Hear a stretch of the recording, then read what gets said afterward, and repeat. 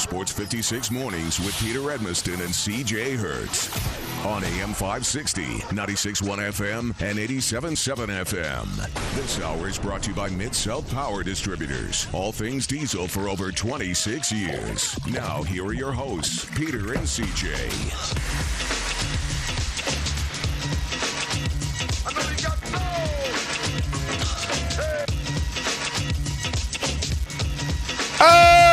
Okay, yes. Here we are doing our thing. Welcoming everybody to the Family Leisure Studios. Good morning. It is Sports 56 Mornings. I'm Peter. He's CJ. Hey, everybody. Yeah. Welcome in. What a hump day. What a weird deal we got going on these days. We got a lot to talk about, but we will get to a rough night at FedEx Forum. For the Grizzlies, rough night in general. No one, all the good vibes of last week just wiped right off. It is right back to the grind now, buddy, as the Grizzlies disappointingly lose to the Magic, a very bad loss, coupled with pretty much everyone that they are competing with directly for that eighth playoff spot winning. It means that they have made their job quite a bit more difficult going into this road trip starting tomorrow in Portland. So we'll discuss all of that coming up in just a little bit. Also, we'll talk college basketball, and obviously a lot of this is going to be talked about in the overarching lens of the coronavirus situation, which is rapidly unfolding and changing, and there's all sorts of stuff that's happening just kind of on almost like an hour-by-hour basis. Things are changing rapidly, so we'll try to give you a feel for where things stand at this very moment. We can't do it, though, without the deacon himself, the deacon of the dollar, not a reverend, not an elder. There was some discussion about this last night. He was down at the Grizzlies game. Zach was working down there, as he does for the Grizzlies from time to time. Had some discussions with our friends in the dinner area. They kept wanting to call him a reverend. He's not there yet. Some discussion about whether you had to be married to be a deacon. Oh! I forgot about that rule. I forgot about that stipulation. But you know, they're gonna let that slide. Okay. Because he's married to the dollar. Which is close enough.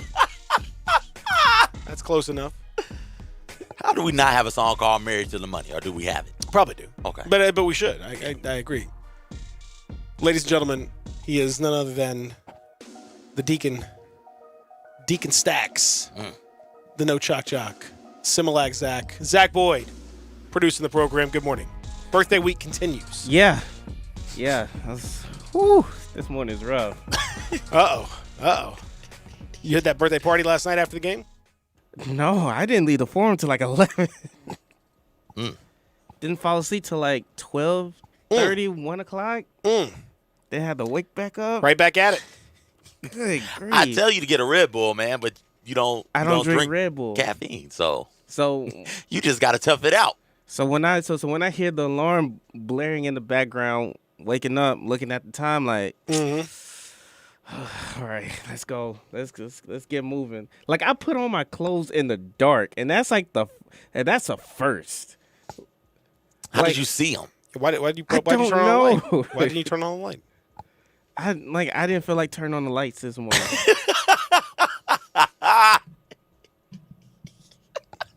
What? I didn't feel like turning on the lights. I didn't. You have a headache or something? No, like my bed, where my bed is, the light switch is on the other side of the room. Okay. And so it was easier for me to kind of stagger and stumble through the dark. Right. And you wear glasses also, so pick your clothes up and like hold them to your face to try and see them? No glasses. Just wake up. Yeah, that's what I'm saying. You don't have glasses on. Right. Wake up with sleepy eye, and I'm like reaching around, looking like, all right, what? Cool. Here are my pants, my shirt, hoodie, hat. I know where my shoes are. Then by the time I get to my shoes, that's where the light switch is, and I'm like, I already got my stuff now, so grab my backpack. Just go. Grab and go. Grab and go. All right. Well, you look okay, so no worries there. It's all a facade, Peter. Like all of this. Okay. That's true of everybody, really. Right. So he was there last night. Zach can attest to how weird it was. It was very weird last night down at FedEx Forum. And do I hear music? Do I hear Yeah, music? it's still somebody Zach, better have his money. Yeah. He wants to make sure that he gets his money. We're just gonna leave that. I like it. I'm just want to make sure we knew that was still tracking. So yeah, last night, Grizzlies Magic, the game itself, we'll talk about it. Disappointing loss to be sure. But it was a weird night last night. The Nets beat the Lakers in L.A. Mm-hmm. It's sometimes I guess stuff happens. The problem is that you just haven't given yourself much room for error. So for the Grizzlies, that's going to be problematic. Now, that said, the coronavirus stuff has totally changed the feel of things down at FedEx Forum. Totally changed the feel of, at least from the media standpoint, certainly. The way that we had to go about doing our jobs was very interrupted and changed and all that. There's the little things like, there's hand sanitizer like everywhere. There's signs everywhere. There's, greeting is now, elbows and whatever. No one's shaking hands. But it's more the bigger stuff like, now any media availability is in the press conference room, which doubles as the media dining room. And normally they switch it from one thing to the other, but it was like both in the pregame. So you got people like eating, like while Taylor Jenkins comes in, he's like, well, this is weird. Like there's a mandated, it was ended up being for the Grizzlies like 10 feet away. And you can't hold that. Like, this is what, when I say the thing's evolving on an hour by hour basis, this is what I mean. Like in the morning, in the shoot around media availability, like you could pass the mic around, but by later on in the afternoon, now they were banning passing the mic, handing the mic over. Now they were holding, one person would hold the mic in front of you, and that was it. Now, meanwhile, again, you're both talking into the same mic, so it feels like you're still spreading germs or whatever. But this is what I'm talking about. Like they just do these arbitrary sort of things. To make themselves feel like this is somehow more, I don't know. So I'm not sure why someone else holding the mic is any different, but that was the new rule as of the afternoon, but that rule was not in place in the morning. They banned one-on-one interviews, even from like broadcasters and stuff. So like when Pete Pranica was doing his pregame interview with Taylor Jenkins, normally they would sit next to each other on camera. You've seen it probably on the show many times. Instead, they were... he had to have a boom mic, and one of the boom mics is the thing above you hold it over the person's head, and stand at least 6 feet away. And so it was just Taylor Jenkins on camera with the boom mic being held out of the camera range. Very strange situation. Rob Fisher could not do, and we'll talk to Fish later on. He couldn't do the walk-off interview because of in the coach's interview at halftime, they didn't do that. And this is true not just to the Grizzlies broadcast. This is true across all the NBA broadcasts. It'll be true on the national TV broadcast, all that stuff. They kept very weird, sort of arbitrary rules. The players came in, and it was just it feels weird. Meanwhile, in the middle of all this, CJ, you have a game going on where players are right next to fans around, and all the fans are in the arena. Everyone's crowded in there together. It was a listed crowd of 15,000 last night. I don't think it was 15,000, but let's say 10,000 or 8,000, whatever. Whatever it is, it's a large grouping of people. And in this environment where we are worried about having media people even within arm's reach of another person, you have then simultaneously crammed in 8 to 10,000 people or 20,000 people or whatever it is, whatever arena you happen to be at. And the players are down, player safety, but also fan safety. How can you justify being that worried about, the players and coaches and personnel, but not similarly worried about fans? This is why, to me, CJ, the answer is you can't. Mm-hmm. And it's about to be, my prediction last night, after having been there and feeling how weird the whole thing was, I think that's the last one with fans for a while. I think the next time the Grizzlies are back next week, it'll be back at home at FedEx Forum. I think that one will be fan-free. one way or the other, whether it's NBA mandated or whether it's Shelby County or the city of Memphis or somebody stepping in. This thing is getting. It felt like yesterday was a tipping point, and you're seeing now. We're talking NCAA tournament significance. We're talking what happened with the Ivy League, which we'll get into.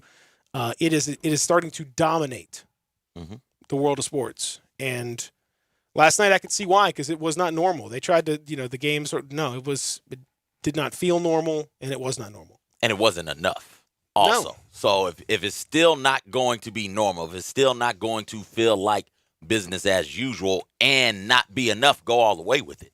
You have to. If you're that concerned, like you said, about players, you've got to be concerned about the community as well. It's one person gives it to 2.5 people.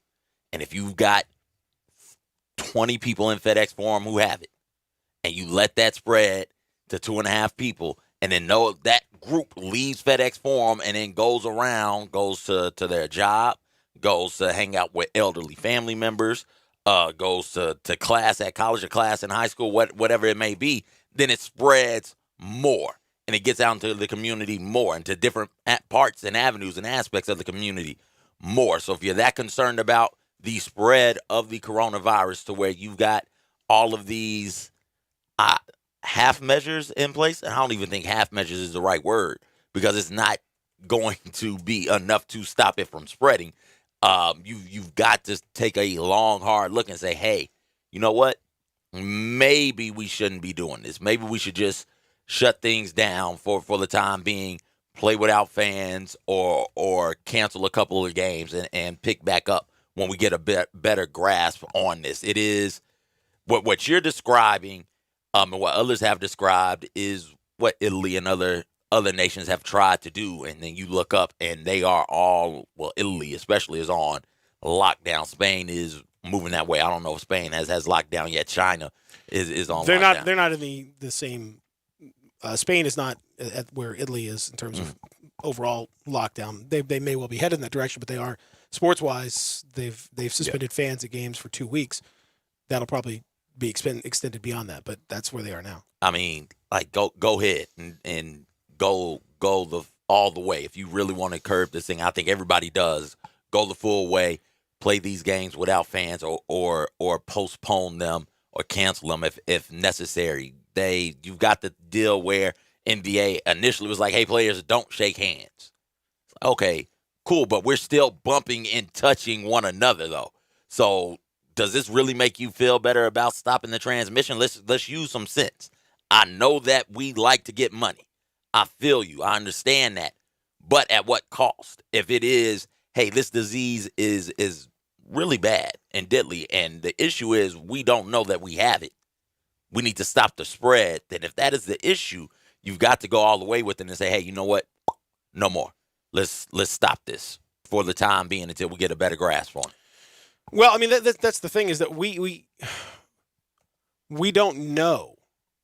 We don't know. And that's the big issue that we have right now in just as a country in dealing with this, is that we don't know. We are spread out geographically. Yep. But everyone's fairly well connected. There's constant travel and all that. So, you're not that far apart. Even if you are geographically far apart, it doesn't take very long for this thing. And especially as communicable as this thing is, it's very easy to pass along. If you're contagious, you're going to, the average person, it's like 2.5 people. So you could do the math on that. It doesn't take very long. If each one spreads it to that many, that's a very quick multiplier. It's not as bad as like measles. Measles is like 15 to 20 or more. So this is not quite to that level. That's why you get measles and it's like, oh, go. We can't even look at you. It's not quite to that level, but it's definitely, the thought is it's pretty contagious and it's pretty easy to spread. Okay, so that being said, the problem with this situation is that in every step of the way, there have been people consistently trying to downplay it.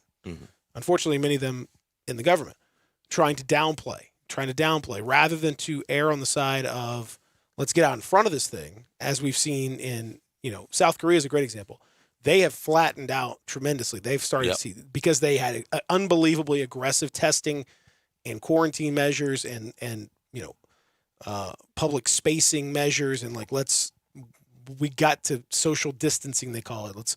Let's implement this thing. Let's go hard. Mm-hmm. Now, it's easier. It's a smaller country, but nonetheless, that's a good example. And you've seen their cases start to decline, and they seem to be in a good place compared to where they were a couple weeks ago. We don't have any of that.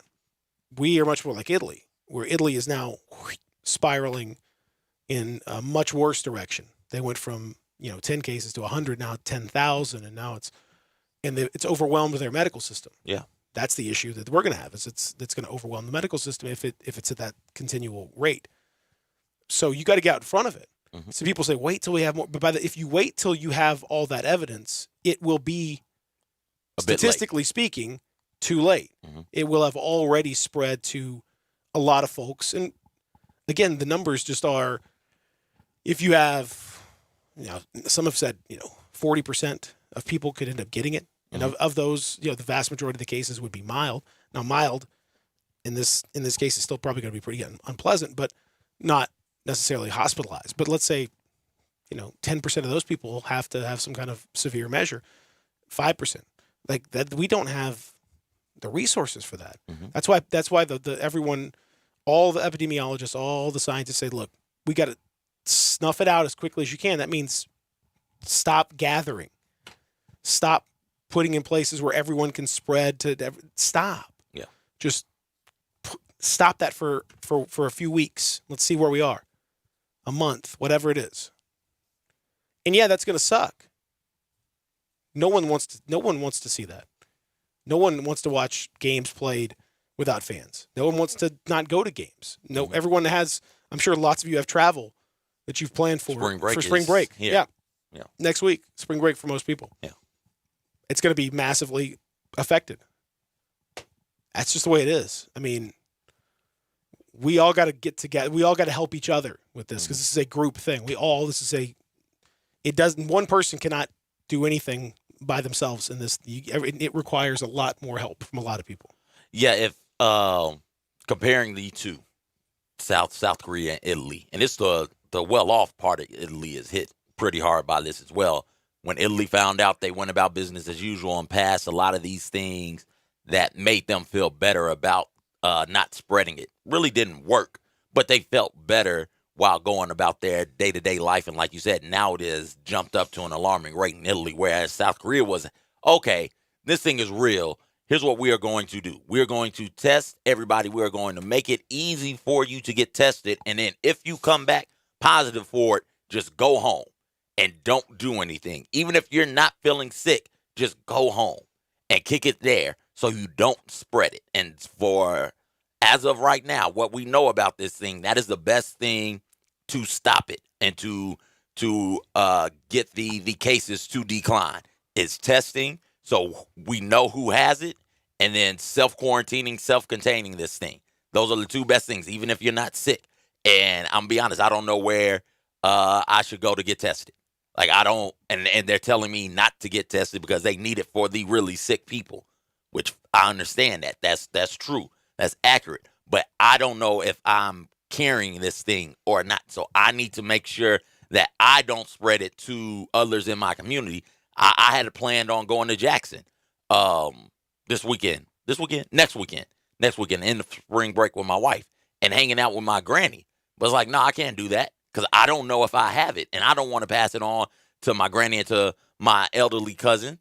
And I don't want them getting sick from this thing because that is when it gets lethal when you get up to people in their 80s and 90s. So it would be nice to know where to go to get tested if I could get tested. But as of right now, I just don't know if that's the case. You can't. I mean, right now you can't. There's not that possibility. We don't have them. There are numbers you can call and you can deal with it that way. You can also talk to a doctor, but the tests are still not super widely available. That's apparently being ramped up. Although we're having some supply issues, and one of the key components to actually do the test, they have some. New York Times and others reported yesterday there are some supply issues there with one of the key components of the test needed to extract RNA that you need to actually identify the virus, we're running out of that. So, and they can't make it fast enough, and been shocked that some of these private industries have not been able to step up. This is again where the public option is very important. So we'll see. I hope people will have to kind of take it seriously on their own.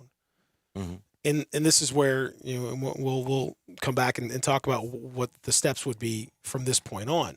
But I know last night the crowd was down, maybe just because it's Tuesday night, but maybe because people are starting to get nervous and kind of isolate themselves to some degree. I think that will continue. That will only, and it should. That's what needs to happen, honestly, at this point, to keep everyone spread away. And I hope people will take this thing as seriously as it needs to be taken. We'll talk about that. We'll also talk about what happened on the court last night. Rob Fisher coming your way 9 o'clock. We'll spin the wheel and give away something good coming up the end of this hour. We'll tell you what the question's going to be, and then we'll do that question at 8:30. We got good news, guys. What's up? The phone lines are working. Oh, good. Hey. 360-8255. Okay. We're ready to roll. That's exciting. Okay. 360-8255. First Bank phone lines back up and at 'em. You can also text in 67129 on that First Bank text line. Sports 56 Mornings with Peter and CJ. Real Sports Talk. Sports 56 96.1 87.7. Spend your lunch with Greg Gaston and Eli Savoy on Sports 56 Middays, delivered by FedEx. Weekdays from 10 to 1 on Sports 56, 96.1, and 87.7. Step up your wings game at East Coast Wings and Grill. With 60 wing flavors and 7 heat indexes, do you have what it takes to turn the heat on your wings up to insanity? East Coast Wings and Grill is family friendly with a large variety menu to satisfy the whole bunch. Sign up today for their loyalty program and taste the rewards. For every $1 you spend, you collect a point. Earn 100 points and receive a $5 reward. Next to Lowe's off Highway 64 in Bartlett, come try America's best wings at East Coast Wings and Grill. Farmers Insurance knows that when you're in the car and that song comes on, yes, that's the one, you have no choice but to pull out your imaginary drumsticks and smash those cymbals and stomp on that kick pedal, which unfortunately is the accelerator pedal. And we covered it. Talk to a farmer's agent who knows a thing or two because they've seen a thing or two. Call Chad Gatlin at 901-235-1176 or get a fast quote at memphisfarmers.com. We are farmers. Bum, bum, bum, bum, bum, bum. Underwritten by Farmers Truck Fire Insurance Exchanges and Affiliates. Products not available in every state. Stop waiting and start off-road living in a Can-Am today. The Spring Fever event is now on at Olive Branch Motorsports. Take on every task, trail, and terrain in a Can-Am off-road vehicle that will easily handle anything that comes your way. And for a limited time, get up to $2,500 off on select 2019 models, making it easier than ever to go out and play. Visit Olive Branch Motorsports now at 5656 Goodman Road or online at obmotorcycleatv.com. Hi, this is Rob Brown. Join Pete Cordelli and me Saturdays 8 to 9 a.m. for Sidelines here on Sports 56 WHBQ, 87.7 FM, and 96.1. We'll cover the Memphis Tigers, the SEC, and your favorite team. Give us a call. That's Sidelines, Saturday mornings 8 to 9 a.m. Sidelines is presented by Duncan Williams Asset Management. So get up and give us a call. Victory Auto Sales, that's victoryauto.org. We always ask our customers what they want most of the used car. I want a car that runs when I turn the key. Don't want my appointment over there just waiting on me. Buddy. Throw away the cable. You'll never be late. With one of our cars because they are just darn great. I want a car that runs down the road, that doesn't leave me stranded while it's getting towed. I want brakes on my car so I can stop when I'm driving too fast and when I see a cop. They want a car that starts. They want a car that runs. They want a car that stops. Victory Auto Sales, 901-380-5800. That's victoryauto.org. Check us out. We are at 4885 Elmore, just off Covington Pike. In-house financing, of course. Generous credit approval. Of course, don't forget to ask about our layaway. That's victoryauto.org, 901-380-5800. Fill out the credit app online or come by or give us a call, 901-380-5800. Got something you want to get off your chest? You better have a backup plan. Want to join the conversation? Someone needs to tell him he has to grow up. Join us on the First Bank phone lines at 360-8255 or the First Bank text line at 67129. Welcome back to Sports 56 Mornings with Peter Edmiston and C.J. Hurt. This hour is brought to you by Mid-South Power Distributors. Here once again are Peter and C.J. If I tell you now, will you keep on loving me? If I tell you how I feel. Okay, what do we got here? Will you keep bringing out the best? This is Sade. No, I know, but what's the theme? Old school R&B. Sade or old school? Yes. Wow. Okay. Yes, I like, don't know. yeah. All right. Sade, excuse me, was what, 94, 95? She did not look that old, I'll tell you that. No.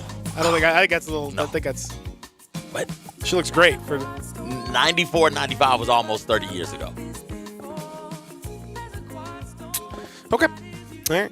Everybody's old. There it is. There it is. There it is. It right hurt there. my soul. What was the song that came out? It was like a New Edition song. And my sister was like, oh, see, I didn't know you liked old school. It's like, wait, what are you talking about? This is New Edition. Yeah. Not old school. Old school. Old school, baby. Now, we talked about the situation last night. It was a weird one down at FedEx Forum. And I do think that we will, that's, I just, at this point, whether it's the NBA, they're having a meeting today with a conference call with all the owners, or at least owner representation on a conference call. They'll meet with general managers and stuff later in the week, but they may take a step based on that. I don't think they want. They're talking about moving games, which again I think is just pointless. Like you're not going to avoid this thing. You can't jump ahead of it, and it doesn't. You're not going to play the Nets Pacers game in Orlando because there's not as much outbreak. Like what are you talking? Like what are we doing? Like that? Just stop. It's not worth that. Mm-hmm. It's not worth flying those. It's just not. It doesn't make any sense. Canceling games, canceling the season, or at least delaying or something. That's theoretically possible. But if you start looking at how logistically how you would do it, especially in a city like Los Angeles, for example, you have the Lakers, Clippers, the LA Kings. You have tons of concert shows, award shows, blah blah blah. Staples Center is something's there basically every night of the year. Mm-hmm. Trying to manipulate that and move that, it's very difficult to imagine. So that's why you're talking about having games with no fans, because they've got the games on the schedule and it's really hard to move them around and change that schedule. That's just difficult for them to do. Would these municipalities step in? That's the to me that's where San Francisco has stepped in and asked. No, they didn't step in. Okay. San Francisco did not step in. This is an annoyance of mine. Okay. San Francisco politely asked the Warriors not to play these games. That you can't do that. That they make about $4 million a game. You can't politely ask someone to forego $4 million. They will tell you to politely do something to yourself that is probably anatomically impossible. That's not going to work. You don't ask. You just say, y'all are not playing. When it's a public health situation, just like in Washington State, apparently later on this morning, their governor, Jay Inslee, is going to announce any gathering above 250 people is not going to be allowed. Okay, that's how you do it. Like, either you do it or you don't. Like, you can't go, hey, guys, just a little, if you don't mind, maybe just don't play. They're going to be like, no, we like money. We need it. So, no. You got to step in and do it. And that's what's going to happen. I know you'd rather not be that way, but that's where we're at. So whether it's a municipality or whether it's a state or whether it's a federal thing or whatever, I think even superseding a league mandate, that's going to start affecting these things big time. Yeah. Well, others, I can't remember the other municipalities who have stepped in and actually like said, hey, gatherings of this size or more is. I mean, like LA, like UCLA's already stepped in and said no fans at any event for the next 3 weeks. I think it is. Dayton, Many schools are saying Dayton, don't come back after spring break. Just don't come back. Dayton, one of those we talked about. Vanderbilt being another one. On the topic of canceling games, the '98 season in the NBA, 50 games, 2011, 2012, or 2012, 2013. I think one of those years was shortened also to like 66. There's enough of a sample size now to be able to say, okay, listen, it's not ideal. We don't like it any more than you do, but let's go ahead and call this thing until we get everything under control. And once we get it under control, we can pick back up with the rest of the schedule. But if we don't get it under control, we end the regular season right here. It's an unfortunate situation, very much so. No one likes it. No one is happy about it. No one wants to do any of this stuff. You'd much rather not have to do any of these things. But the evidence is becoming more and more clear that stuff needs to be done, that you can't just say, and again, it's the German hockey league, for example, just cancel their season. They said no champion, no nothing. See you next year. Yeah. That's it. The Ivy League tournament canceled. Sorry. Yale, you guys, you're the champs because you were the regular season champs. But sorry. Now, why they couldn't play in empty arenas, why they couldn't find a high school or so, I don't know. That seems a little over the top to me and unfair to some of those teams that had no chance to even prepare for that. But that's where we are. It's just I'm going to assume that they had some reason to do that, and so fair enough. Like you got to start doing this, and it's going to get, and it's increased a lot in the last day. It's increased a lot, certainly in the last few days. It's going to continue to increase. And I know some people, I said that last night down at the game, like I think this is the last one of, with fans for a while. But think about the next time that they're supposed to play. I mean, that's a week plus.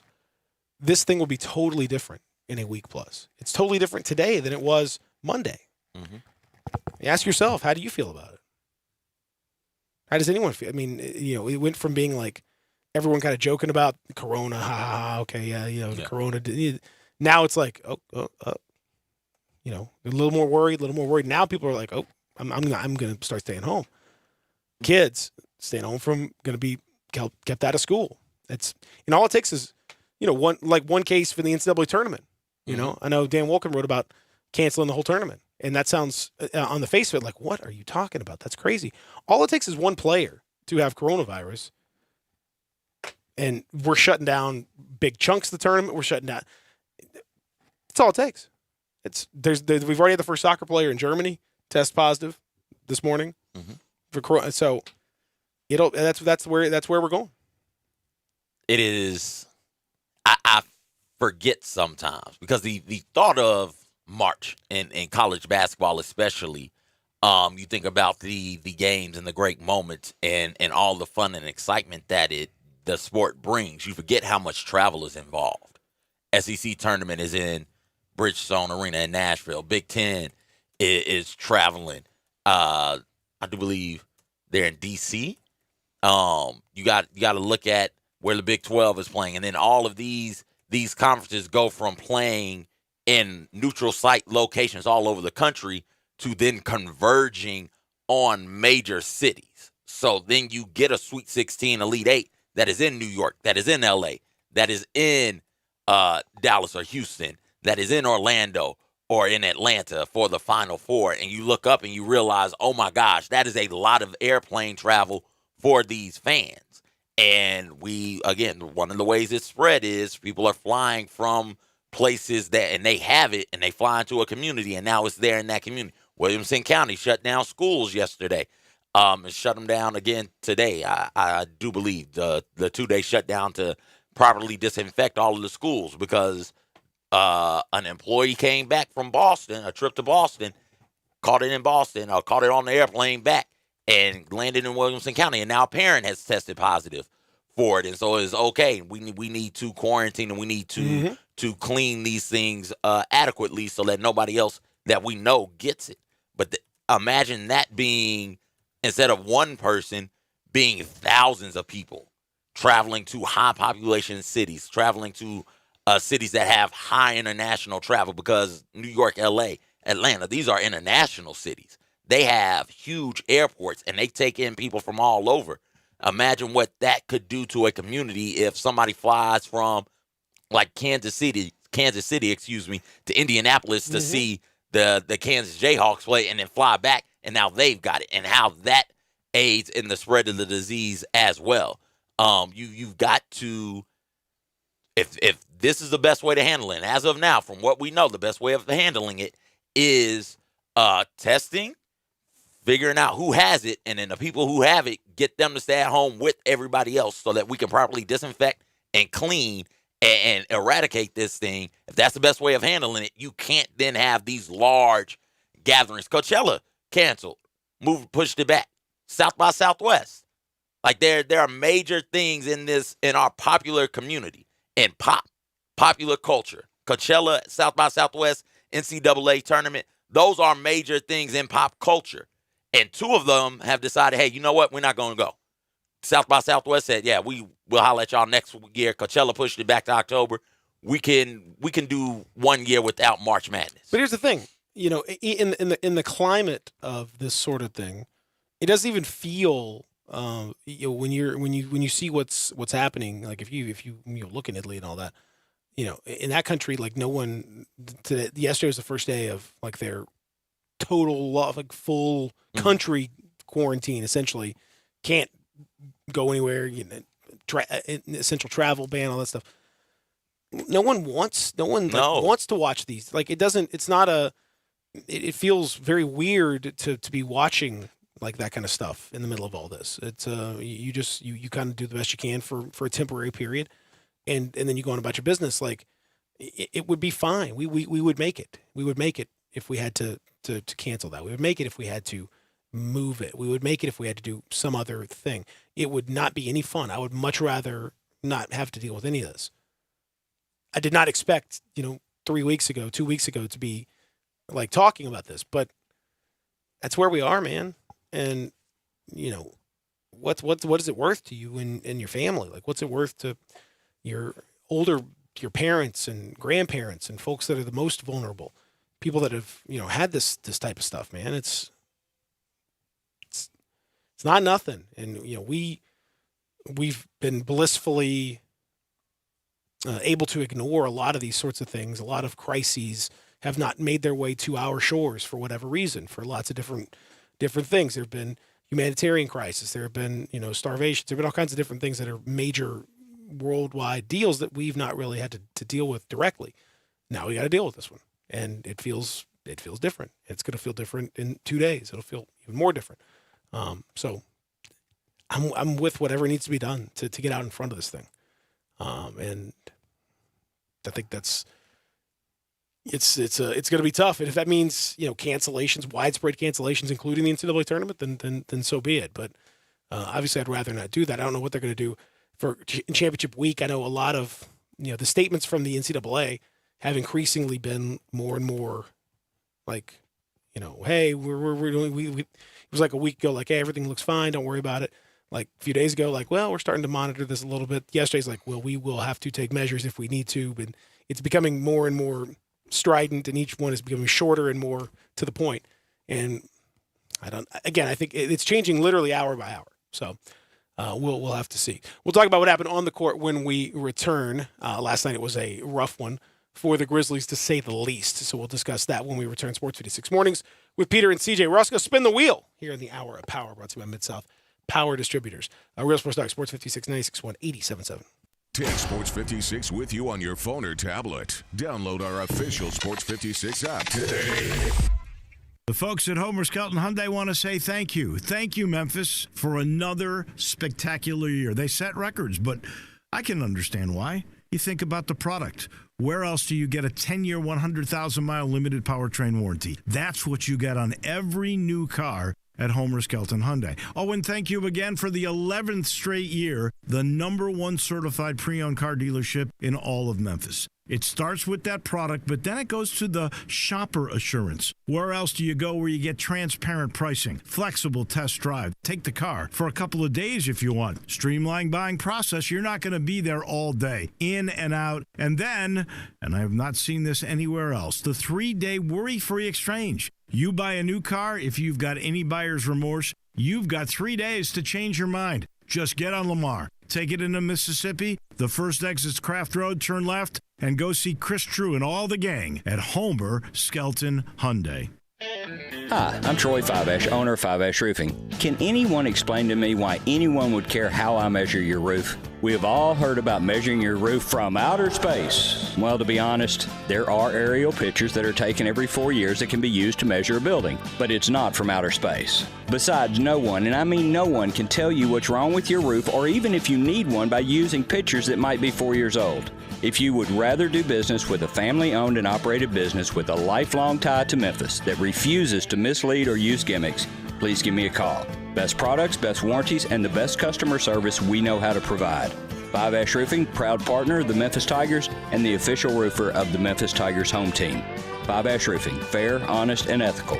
367-0050 or memphisroofer.com. 367-0050 or memphisroofer.com. Fiveash Roofing, it's what we do. We're here for you. I Buy Houses, 901-406-1101. That's 901-406-1101. I Buy Houses. I Buy Houses will buy a house in any area, in any condition, and yes, it's guaranteed to close in 5 days. If you need to sell your home quickly, call 901-406-1101. If you've been through a divorce, if you lost your job, if you're tired of renters, I Buy Houses can get you your money quickly. I Buy Houses will buy your home in Shelby County, DeSoto County, Memphis, Bartlett, South Haven, Horn Lake, Olive Branch, anywhere and everywhere in between in any condition. And yes, they're open 24 hours a day, 7 days a week. I Buy Houses, 901-406-1101. That's 901-406-1101. Grab that pen, 901-406-1101. I Buy Houses. I almost never go to Central Barbecue without running into somebody I know. That could be because you only eat at Central Barbecue. It's because Central Barbecue is where Memphians go to get barbecue and has consistently been voted the most popular barbecue restaurant among locals. Actually, that's really saying something. I know. Memphis is the nation's capital of barbecue. With all the choices, people who live here go to Central Barbecue. They do get their share of tourists. Sure, because Central Barbecue has been mentioned on TV and in tons of national publications. You know why? Because of the great food? Because those TV shows and magazines look for the place where the locals go, and that, my friend, is Central Barbecue. We are real sports talk. Sports 56, 96.1, and 87.7. Available on your radio dial at 560 AM, 96.1, and 87.7 FM, as well as online around the world at sports56whbq.com. Take us with you everywhere on your phone or tablet by downloading the Sports 56 app, and at home, tell Alexa or Google to play Sports 56. If it's happening in the world of sports, we've got it covered. Wherever you are, stay tuned to Real Sports Talk. Sports 56, 96.1, and 87.7. Welcome back to Sports 56 Mornings with Peter Edmiston and C.J. Hurt. This hour is brought to you by Mid-South Power Distributors. Here once again are Peter and C.J. My heart, I love you, baby. Stay with me, and you will see my Anita. eyes. Love Anita.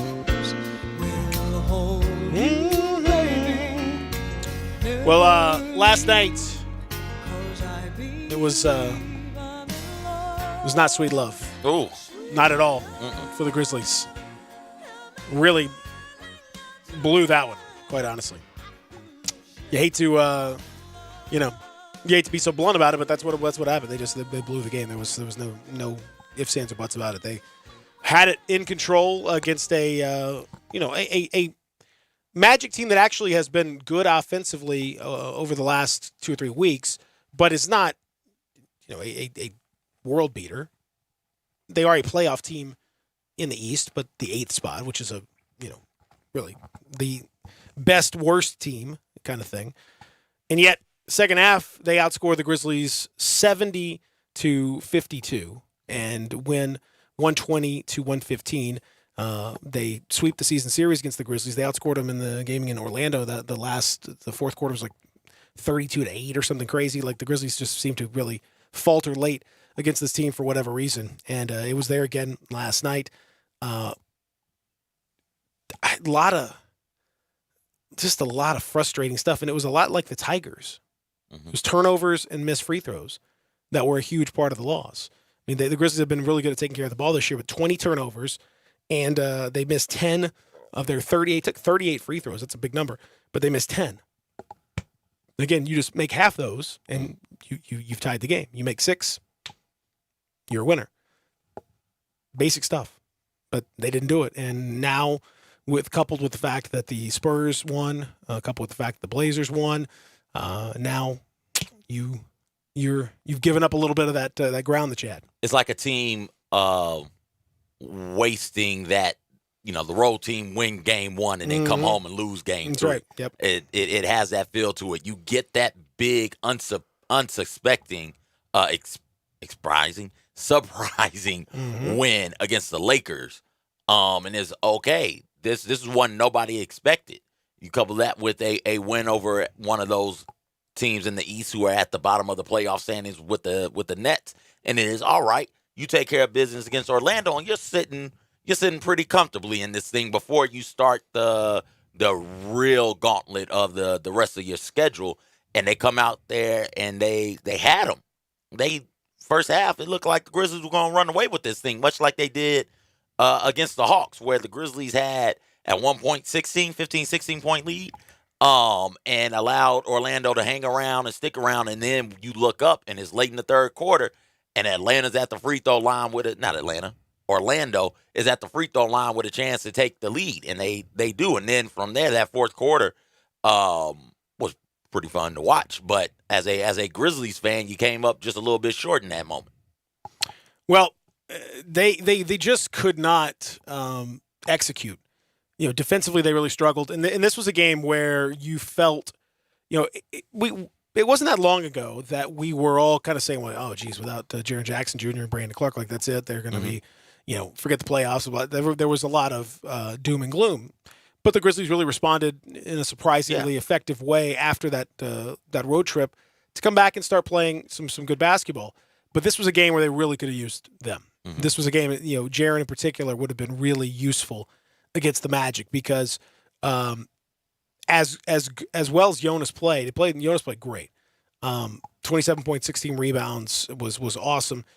The lack of being able to go smaller to match up with the Magic caused problems. They were just always one or two people short of being able to put a rotation out there that made sense. It didn't help that the bench, apart from Josh Jackson, had a really off game. The bench has been really good, but Tolliver, Gorgie Jing, Tyus Jones, Conchard, none of them were particularly good last night. So they really didn't have, and even Josh Jackson, as good as he was offensively, made some real terrible turnovers and bad decisions on fouls and turnovers, undid a lot of the good stuff that he had done earlier in the game. There were a couple of moments where Ross got the better of him. That back door immediately comes to mind, and a couple of Ross worked him over pretty good. A couple of wide open threes that Ross got. So even he was effective, but still got burned in the rest of the bench. So you just couldn't find a lineup that was particularly good. Ja Morant, 21 points, 5 assists,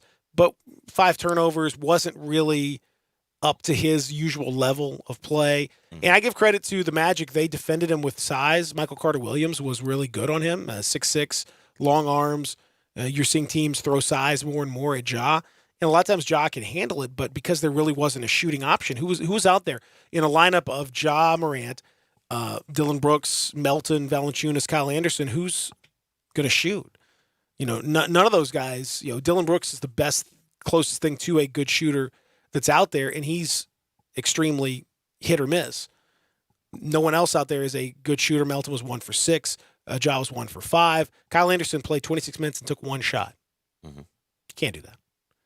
So you saw some of the limitations laid bare from the Grizzlies, and we talked about how tough it's going to be. 16-17 now, playoff teams, 3 on the road.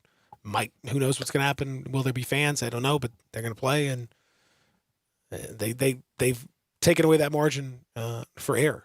Mm-hmm. And we got to spin this wheel. Hey, hot diggity dog, before we spin this wheel, let me remind everybody about Third and Court, baby.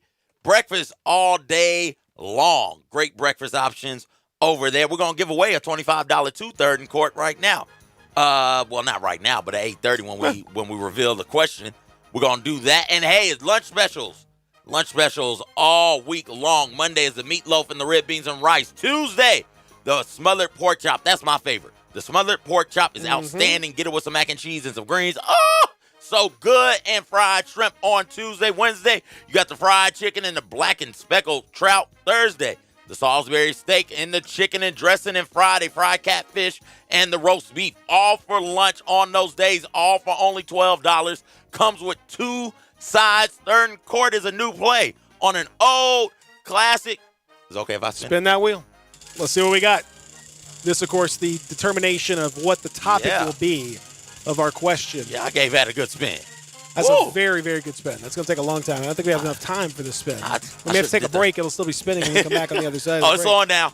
Slowing down. Let's see, here we go. Do we got the backspin? No. Do we got the backspin? No. G-Easy? G-Easy? G-Easy question. A G-Easy question. G-Easy. All right. I can't wait to find out what that's going to be. I can't either. You're gonna. That's on you. You wrote that up there, so you come up with that. Got you. I got it. Okay. A G-Easy question. G-Easy. How many of our listeners do you think know who G-Easy is? 3. Okay, well, they're the ones that are going to have a real opportunity to win this prize. We're going to have to explain to people who G-Easy is and then give them the question. And why you even wrote that up there to begin with. We had Easy up there, so figure we put another Easy up there. We'll take a break. When we return, we will get into the rest of the NBA, including some surprises last night. We'll start talking about championship week and where things stand right now in the NCAA, which obviously is being affected greatly by what's happening with the coronavirus. We'll talk about the impact of that. Tigers will get underway as it stands right now tomorrow evening in the AAC tournament. So we'll discuss all of that here in the Family Leisure Studios. Real Sports Talk Sports 56, 96.1, 87.7.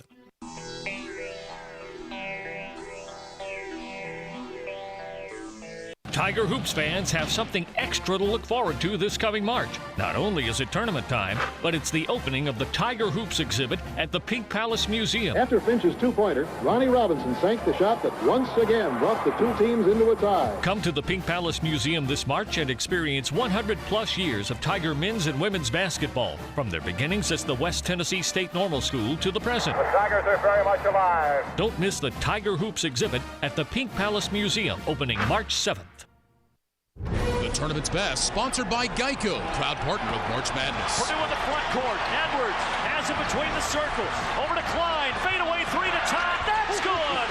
He just came in off the bench with 4 fouls. Knocks down the 3, and we're tied at 70. Purdue knocked off Tennessee 99-94 in a Sweet 16 overtime battle last year. The Boilermakers' title hopes were dashed 2 days later in a loss to eventual national champ Virginia. Hear Westwood One's coverage of this year's tournament right here. Geico presents Left Brain versus Right Brain. After much deliberation, I've decided we should switch to Geico. Hey, sounds good to me. We could save hundreds of dollars on our car insurance. Which, now I'm just blue skying here, we can reinvest those funds into my business idea. Oh, not this again. First, get some investors on board, right? Nobody is going to invest in dental floss made of turkey jerky. Okay. Well, not with that attitude. Wow. Geico. 15 minutes could save you 15% or more. At Jason's Deli, you can stuff yourself full of great deli food that's healthy, fresh, and best of all, it's not expensive. Jason's Deli is all about choice.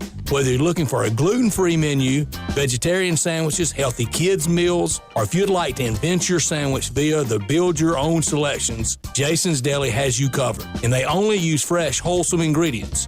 Choose from the club and specialty sandwiches, paninis, wraps, soups, salads, pastas, and much more. I love the cleanliness in the restaurant the hospitality, and of course the cost. They have a huge salad bar and great soups, including Southwest chicken chili, fire roasted tortilla, organic vegetable, tomato basil, and many, many more. And if you're planning an event, their catering department is fantastic and can handle any size party. Go check out Jason's Deli's 4 locations. On Ridgeway in the Park Place Center, that's my favorite, on Germantown Parkway in Cordova, at Poplar and Highland, and on Goodman Road in Olive Branch. Now exclusively at the Home Depot. Give your lawn a 1-2 punch with a bag of Scott's Turf Builder Triple Action and save 50% on a bag of Scott's Turf Builder Ultra Feed. Pick up both bags. Apply Triple Action now to knock out tough weeds and Ultra Feed 8 weeks later to green and feed all season. 2 bags. 1 stronger, greener lawn. With a 1-2 punch with Scott's Turf Builder Triple Action and 50% on a bag of Scott's Turf Builder Ultra Feed. Now at the Home Depot. How doers get more done. While supplies last, selection varies by store. Let's say you just bought a house. Bad news is, you're one step closer to becoming your parents. Soon you'll have a separate fridge in the basement where extra groceries are exiled forever. Remember that frozen lasagna? Of course you don't. It's been down there since 2008. Good news is, it's easy to bundle home and auto through Progressive and save on your car insurance. Piece of cake. Behind the lasagna. It's very old. Progressive Casualty Insurance Company, affiliates, and other insurers. Discount not available in all states or situations. We are real sports talk. Sports 56, 96.1, and 87.7. Available on your radio dial at 560 AM, 96.1, and 87.7 FM, as well as online around the world at sports56whbq.com. Take us with you everywhere on your phone or tablet by downloading the Sports 56 app, and at home, tell Alexa or Google to play Sports 56. If it's happening in the world of sports, we've got it covered. Wherever you are, stay tuned to Real Sports Talk. Sports 56, 96.1, and 87.7. We are Sports 56, WHBQ Memphis, WIVG-FM Tunica Memphis, and WPG-FLP Memphis. Flynn Broadcasting Stations. Welcome back to Sports 56 Mornings with Peter Edmiston and CJ Hurt. Here once again are Peter and CJ.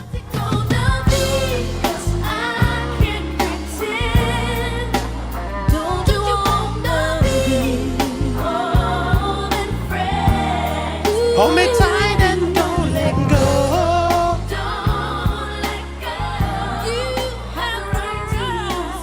You all right? This is my jam. Oh! This will set it off. Oh! Yep. The play is coming to the Cannon Center. The wife is going. Set it off. Set it off. Set it off. Where at? Set it off. Motion picture. Welcome back. Do I know? Great bank robber movie. Yes. I love a good bank robber movie. Heist. Mm-hmm. Heist films, always fun. Welcome back. Hour number 2 here in the Family Leisure Studios. Peter and CJ with you, talking, a lot of stuff. And obviously the coronavirus is first and foremost in all these discussions because it's impacting everyone's life at this point in time. So we've talked about the situation in the Ivy League. They banned the conference tournament altogether, just said we're not playing it. We're done, canceled. Yale, you're the champs. Sorry, Harvard, even though you swept Yale in the regular season. Penn, too bad. You guys won't get it done.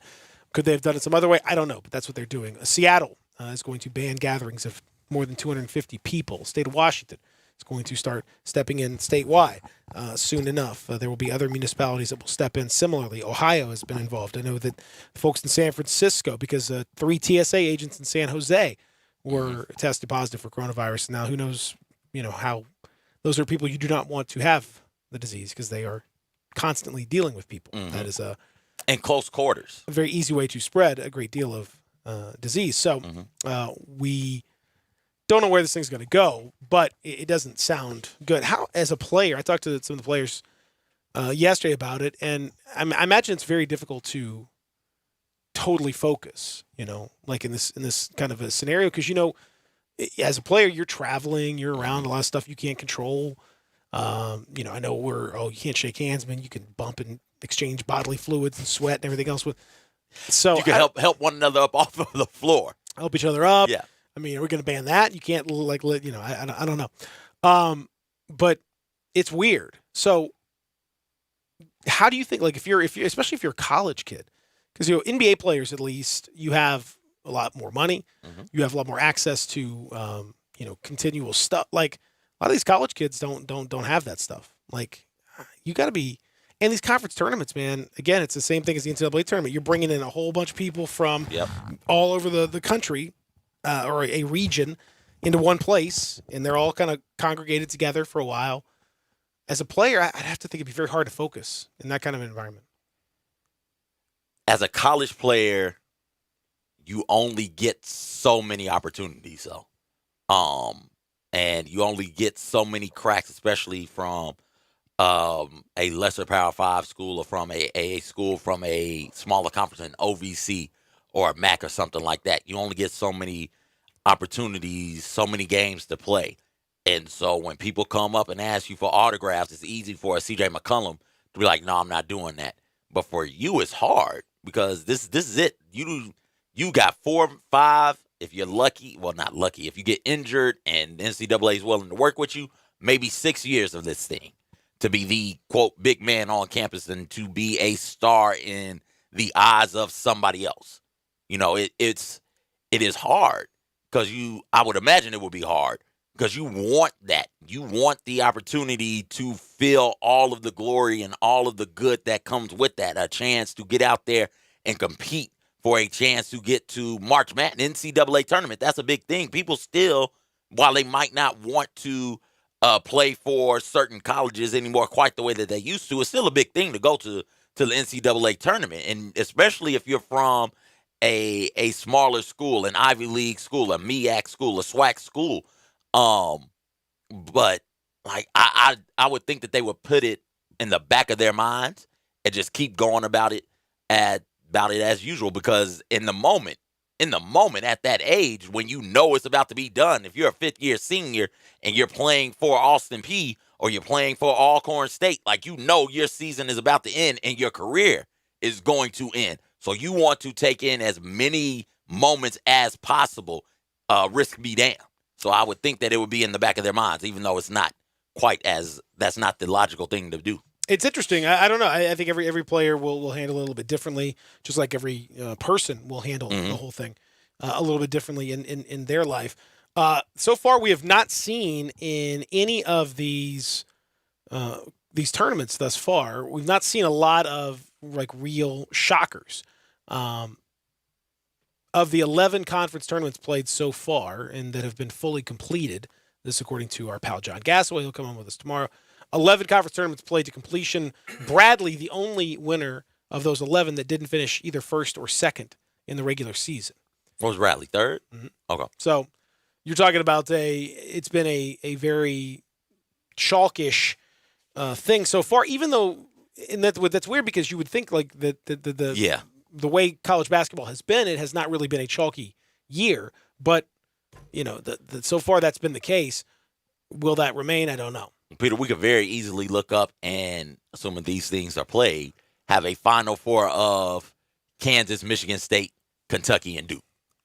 And that it doesn't get more blue-bloodish than that. Mm-hmm.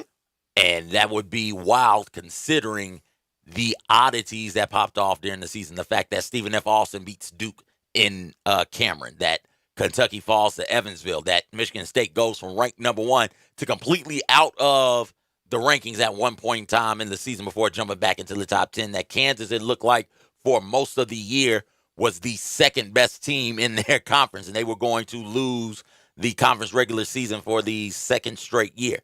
It is wild to think that while it is up in the air, while anybody can beat anybody, some of those anybody's are the blue bloods, and when you get down to tournament time, having coaches who have been there certainly helps you out. It does. It does. Do you think that playing games in an empty arena changes from a competitive standpoint? Because I think a lot of these it's going to be that way. I think sports is really behind the curve on this, and sports in general, I understand teams and conferences and everything else are reluctant to give up money and all that, but this is way more than money. So let's say it happens. I think it will. Does that change, like, when you're playing in an empty arena? does that actually affect the game itself? Does that affect the teams? Do you think that, like, is one team more qualified than another? You take the emotion out of it, really, and you're just kind of now just playing. Does that change it? Yeah, absolutely does. As somebody who played in a lot of empty arenas in high school, the team that is most comfortable with nobody being there is the team that is better suited. So, like Michigan State versus, I don't know, who's somebody who has an empty arena. Austin Peay. I don't know. That I would think that would give Austin Peay a bit of a leg up because they are accustomed to playing in front of a far smaller crowd than Michigan State. And what ends up happening is, you're right, the emotion leaves you, and the game becomes more like a practice in a way, where now it is you really have to focus, and you don't have fans, you don't have the roar of the crowd to get you amped up. You have to find a way to amp yourself up. So, yeah, it does help. And also, it helps that nervous kid, because every team has that kid who is like, oh, when he gets comfortable, he's going to be something special, and he's not quite there yet. You can get some of these. It's one thing to have DiVincenzo pop off in a national championship game, or Spike from Michigan pop off in a national championship game with all those people there. You can get more of those moments, though, from guys who we really don't know about when nobody's in the crowd, because nobody's in the stands, because they can play looser, and they don't have the pressures or the intensity weighing down on them from the spectators. Well, that's the weird part. Is like, I do think it would take away that. I mean, number one, I think the product itself would just be kind of not quite as good. But that's life. That's just how it goes. But number two, I think it would take that little extra element of emotion away from the game and make it much more like, hey, if you're better, you're going to win. Like there's not that little extra boost from a team's group of fans. Like, come on, go get them, and I'm playing a little bit better, and all get that little extra juice. And you don't really have that. And then the team that's really good, as you point out, the pressure that maybe you feel like surrounded by all these people and all the it really isn't there. What is going to be weird is if you have the games going on without fans, but you do have broadcasters having broadcast a game from courtside in which there weren't very many fans. It's very weird because the players can absolutely hear everything that you're saying as a broadcaster.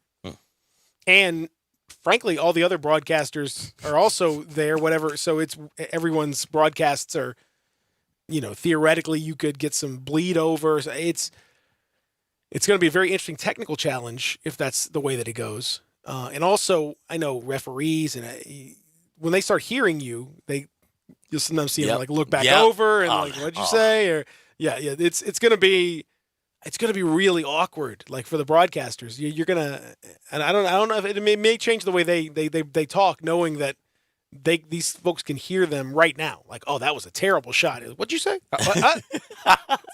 That ref absolutely missed that call, huh? What? Huh? You keep talking. Oh yeah, refs have kicked broadcasters out of games. Got after a ref a little bit at Christian Brothers. It's hard to imagine. May have almost got tossed. 2014, 2015? They were missing calls, though. That's cool. That's why we come to Memphis. We know that we're going to get missed calls in Memphis. Makes us better.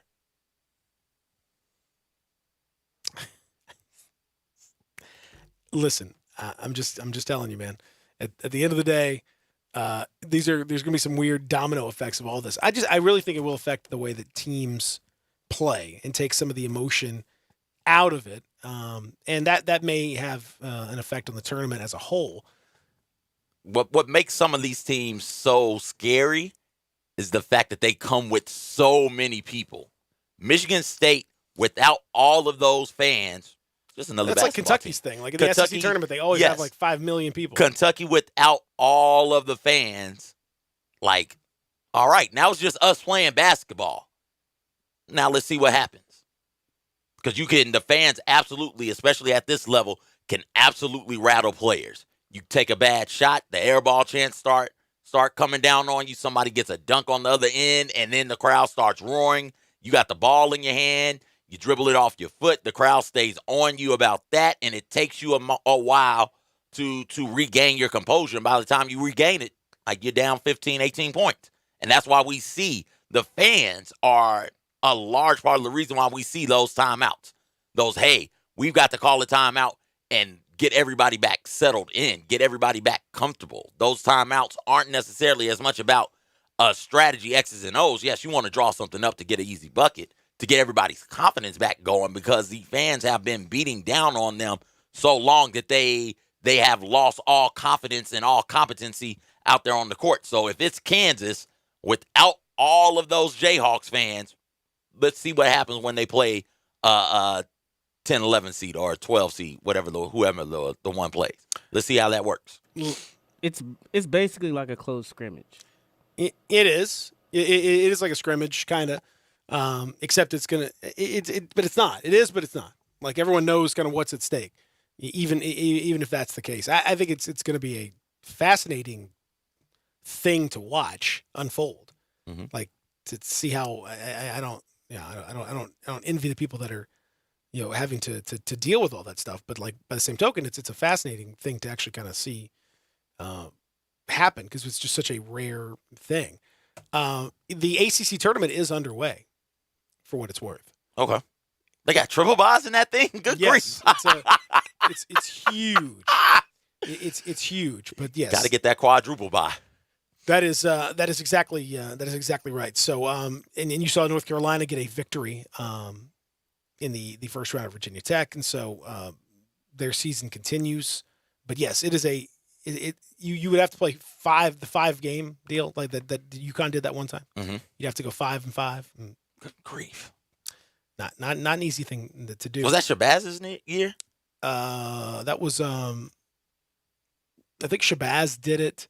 Kemba did it too. Yeah. Kemba was the one that was the big crazy one. But yes, I think Shabazz had that incredible run. Mm-hmm. That was pretty wild. Also, Pittsburgh beat Wake Forest in the opening round as well. These are up in where are they? Are they playing that in Greensboro still? Or are they playing that in New York? I think it's Greensboro. No, New York is you got to play Big it 10, earlier. right? No, New York, if you play earlier, you can get there in Madison Square Garden. But New York is Big East.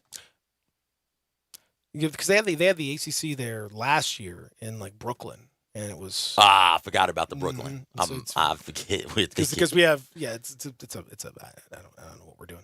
It used to be very easy to know where these teams are. Now, not so much. It's in Greensboro.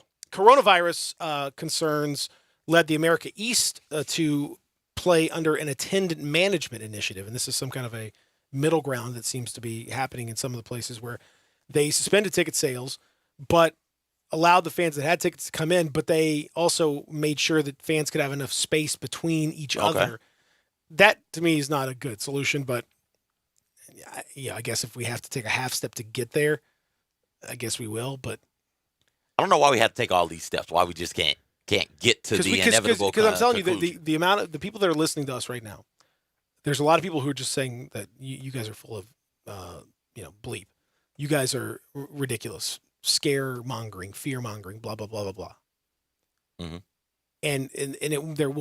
That's been the history of always. There's a lot of people who refuse to believe it until it is, literally at their doorstep, and then only then will they believe it. But by then, the problem is that it's too late. If you don't take the steps to mitigate it before it's a, ongoing, massive, major issue, then it's going to be too late for you. But you can't get people to take those steps until it's an ongoing, major, massive issue. That's a hard thing to square away. And you have to err on the side of overly cautious, which means some people are going to have to say, oh, you guys are crazy and blah, blah, blah. Okay. Like, you have to eat that one. Like, some people are going to say that. I don't see how you can look at what's going on in Europe, Italy in particular, but it'll soon be Spain and Germany and other places. It's going to France. It'll same scenario is going to happen. And if you don't do what Taiwan, what Hong Kong, South Korea, China did not do a particularly good job until, they were way too deep into the whole thing.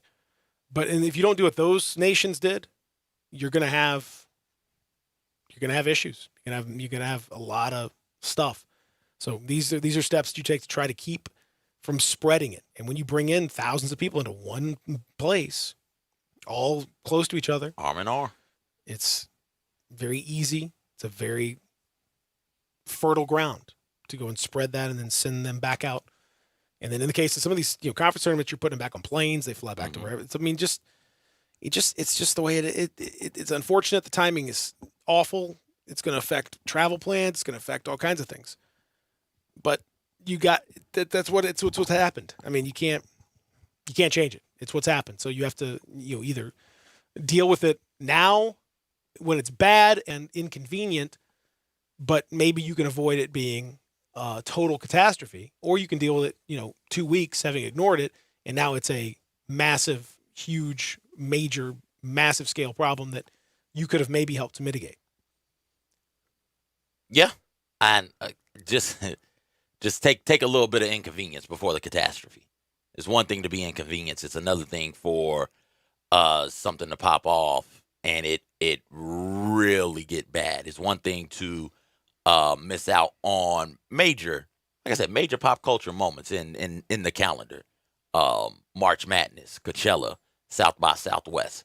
It's another thing entirely. Opening day up in Seattle, like it's another thing entirely though to miss out on loved ones, parents, grandparents, other family members, uncles, aunts, neighbors. Like that's something else entirely. So before we get to the drastic loss of life, millions of people passing away, let's go ahead and just deal with the inconvenience of not having some of these pop culture things pop off. It's going to be time for that question. Oh, and I got a doozy for you. I hope it's not too hard. This can't be. If it's going to be hard, then it's going to be. You make it. What are you making? Phone or text? What are you going to do? You tell me. We'll go phone. A phone's working. Like they working's at. All right. We'll go phone. Okay. We'll see. The easy phone went phone. Okay. Hey. We'll come back. I can't wait to see what this is. I have no idea what this is going to be. I'm very excited. We'll talk to Rob Fisher 9 o'clock as we continue here in the Family Leisure Studios. Peter and CJ, Real Sports Talk, Sports 56, 96.1, 87.7. Sports Time on Sports 56 with Wallow and Stats. Weekday afternoons from 3 till 6. Right here on Sports 56, 96.1 and 87.7 FM. DeSoto Auto Sales specializes in late model cars with low mileage. They have the highest standards in the car industry. All of their cars are test driven, checked out from head to toe, unlimited inventory, every make and model. And if it's not on the lot, they'll find it for you. Walk in the door of DeSoto Auto Sales, 5704 Goodman Road. Within 45 minutes, you can test your car, get credit approval, and finish paperwork within an hour. No shortcut auto sales. Kind, courteous employees, a down-home environment. DeSoto Auto Sales cares about your time. Lowest prices in a 350-mile radius. We're living in a world today where time does matter. Visit them online. Check out their referrals. DeSotoAutosales.com. Very proud to serve DeSoto County and other surrounding areas. DeSoto Auto Sales, 5704 Goodman Road. Call 662-890-7184. 662-890-7184. Come on down to DeSoto Auto Sales. It's not too early to start planning for spring at Family Leisure. New pools are starting at $19.99, spas starting at $21.99, and swim spas now only $99.99. 5-piece patio furniture starts at only $799. Pool chemicals, toys, accessories, and more up to 20% off. Mention this ad, you'll get free delivery and 1 month of chemicals with your spa purchase. Start your spring planning now at Family Leisure, Whitten Road and I-40, where family and fun come together. You have to be up in 5 hours, 2 hours, 6 minutes. And when you hear, you realize that you haven't slept a wink.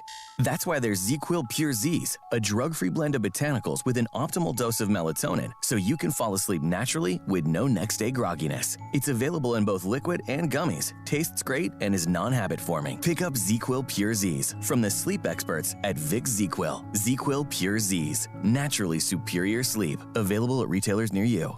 Progressive presents Get Pumped. Inspiration to help you do insurance stuff. Hey, are you just gonna stand there and let people not give you credit for being a good driver? You deserve discounts on car insurance, and that's what Snapshot from Progressive is for. So why aren't you signing up? You need music to get pumped? Hit it! Drum solo! Ow, that hurts my fingers. Progressive Casualty Insurance Company and Affiliates. Snapshot not available in California, North Carolina, or from all agents. Let's talk about the fast and fresh breakfast you can enjoy every day at Sunrise on Jefferson. There's nothing more mouth-watering than the house-made buttermilk biscuits, and why not have one of the fantastic breakfast sandwiches on one? Maybe the Dirty South with fried green tomato, or the Rooster with fried chicken, pickle, and Tabasco, or for just $1 more, add an egg for the mother and child reunion. There's the Tennessee Jed, or even the Fit Biscuit with turkey, bacon, and egg whites if you're into that kind of thing. It's all made fresh and fast, just for you at Sunrise. Got something you want to get off your chest? You better have a backup plan. Want to join the conversation? Someone needs to tell him he has to grow up. Join us on the First Bank phone lines at 360-8255 or the First Bank text line at 67129. Welcome back to Sports 56 Mornings with Peter Edmiston and CJ Hertz. Here once again are Peter and CJ. Where you don't follow, I won't hold it back again. This passion inside can't run from myself. There's nowhere to hide. But don't make me close one more door. I don't wanna hurt anymore. Stay in my arms if you dare. Stay in there. All right, so what you got? The folks need to get on the phone lines now. 360-8255. Phone lines are back up and running. The First Bank phone lines. If you want to win $25 third and court. I was going to say, not nothing. I thought you were pausing for a second. You can win something. Something. Something. I know that what's the other Bodyguard song? I Will Always Love You. The Dolly Parton. Dolly Parton jam. I know that people tend to think like that when we think of Whitney Houston's just like vocal chops. But this song right here is, oh boy. At the end of that, she gets it going. All right, G-Eazy question. All right. So tell everybody who G-Eazy is. G-Eazy is a rapper. Oh, a rapster. A rapster. Okay. Fairly popular rapper. All right. Out here in these streets, he has been rumored to be dating Megan Thee Stallion, who is another rapper in the rap game. The Stallion. Yes, all the E's on the end of that D. He had a song in 2017. I kind of liked it. I think a lot of people did as well. It was called No Limit. It featured A$AP Rocky and Cardi B. They had a remix that featured all types of people. French Montana was on there. Belly was on there as well. And this Memphis-based rapper. Tell me who the Memphis-based rapper was on the remix to G-Eazy's No Limit.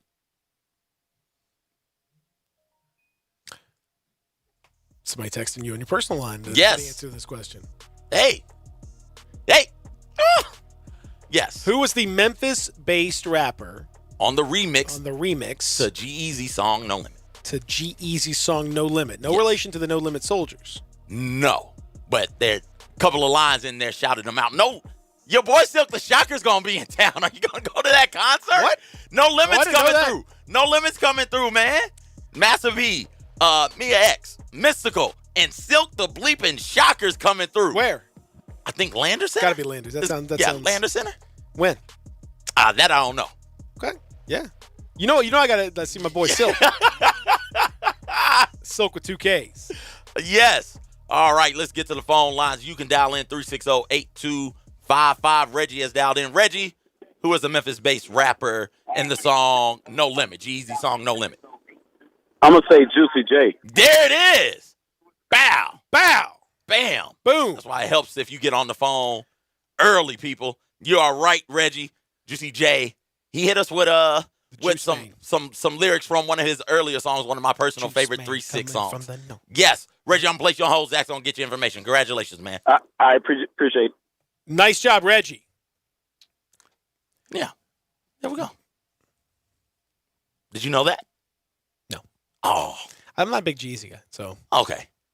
I do like Juicy J, but, I don't follow every Juicy J, appearance. As you know, rappers there's quite a lot of appearances that rappers make on all sorts of different tracks. Yes. You can. All over. Everyone just seems to, it's a very collaborative thing, which is great. Yeah. It's awesome. I don't know if any let me not say that. Well, I don't know. I'm not saying that it doesn't happen. I don't know of any other genre that is so collab heavy, quite like rap. Yeah, rap. That you can take track here, a few lines here, somebody else here, somebody's beat here, kind of put that whole thing together. It does happen in other forms of music, but we heard Michael McDonald. Well, I heard Michael McDonald and Kenny Loggins for certainly. Yes. But I mean, even you've got like country does it, the bluegrass does it. There's lots that do it. But congratulations to our winner, G-Eazy. You have to change it now. We have to change something else. Yeah, what's another Easy out here in these streets? Nah, I may have to go. We did Eazy-E. We did G-Eazy. We'll come up with something. Okay. We'll come up with something. In the meantime, texters on the text line 67129. It says wash your hands first of all. Another texter says Duke University shut all on-campus classes down for 1 month and will reevaluate. UNC and State are likely to announce the same today to go along with Vanderbilt as well. Texter says, I don't know. This is a texter who is a skeptic of this whole thing. I don't know how can or will we as a society ever recover from such a dreaded virus with a mortality rate of less than 3% or 97% plus recovery rate. This is the frustrating part because the survival rate or the death rate or whatever you want to call it, when you hear something like 1% or 0.5% or whatever, it sounds like a very low number. And it is very low comparatively. However, because of the transmission and what's what we've seen with this virus elsewhere in the world and every other case that's out there, it spreads so widely that 1% of, 5,000 is 50. If you infect 50,000, that's 500. If you infect 500,000, that becomes 5,000. The Spanish flu back in the day, 100 years ago, that's like 2%, 3%, and it killed thousands upon thousands of people. On top of that, the bigger risk is not even with necessarily, if you had proper treatment, a lot of people would be able to deal with this situation the best we can. Although we don't know exactly we don't know all the details of this thing because we're still kind of learning. It's a new deal. We don't know the long-term impact of this. Some people have different symptoms and all kinds of different stuff's happening with them. We don't really know for sure. Even if you quote unquote recover, are you recovered? We don't know how long. We don't know what that looks like long term yet because this is a new thing. But the medical system is getting overwhelmed because there's so many people who might be considered, quote unquote severe but not critical. They would need some hospitalization and maybe some ventilation, but not necessarily like having organs shut down. All that. That's still a very serious thing. Well, like in Italy, they're getting to the point now where they can't. They don't have enough beds, facilities, ventilators, etc. to deal with that.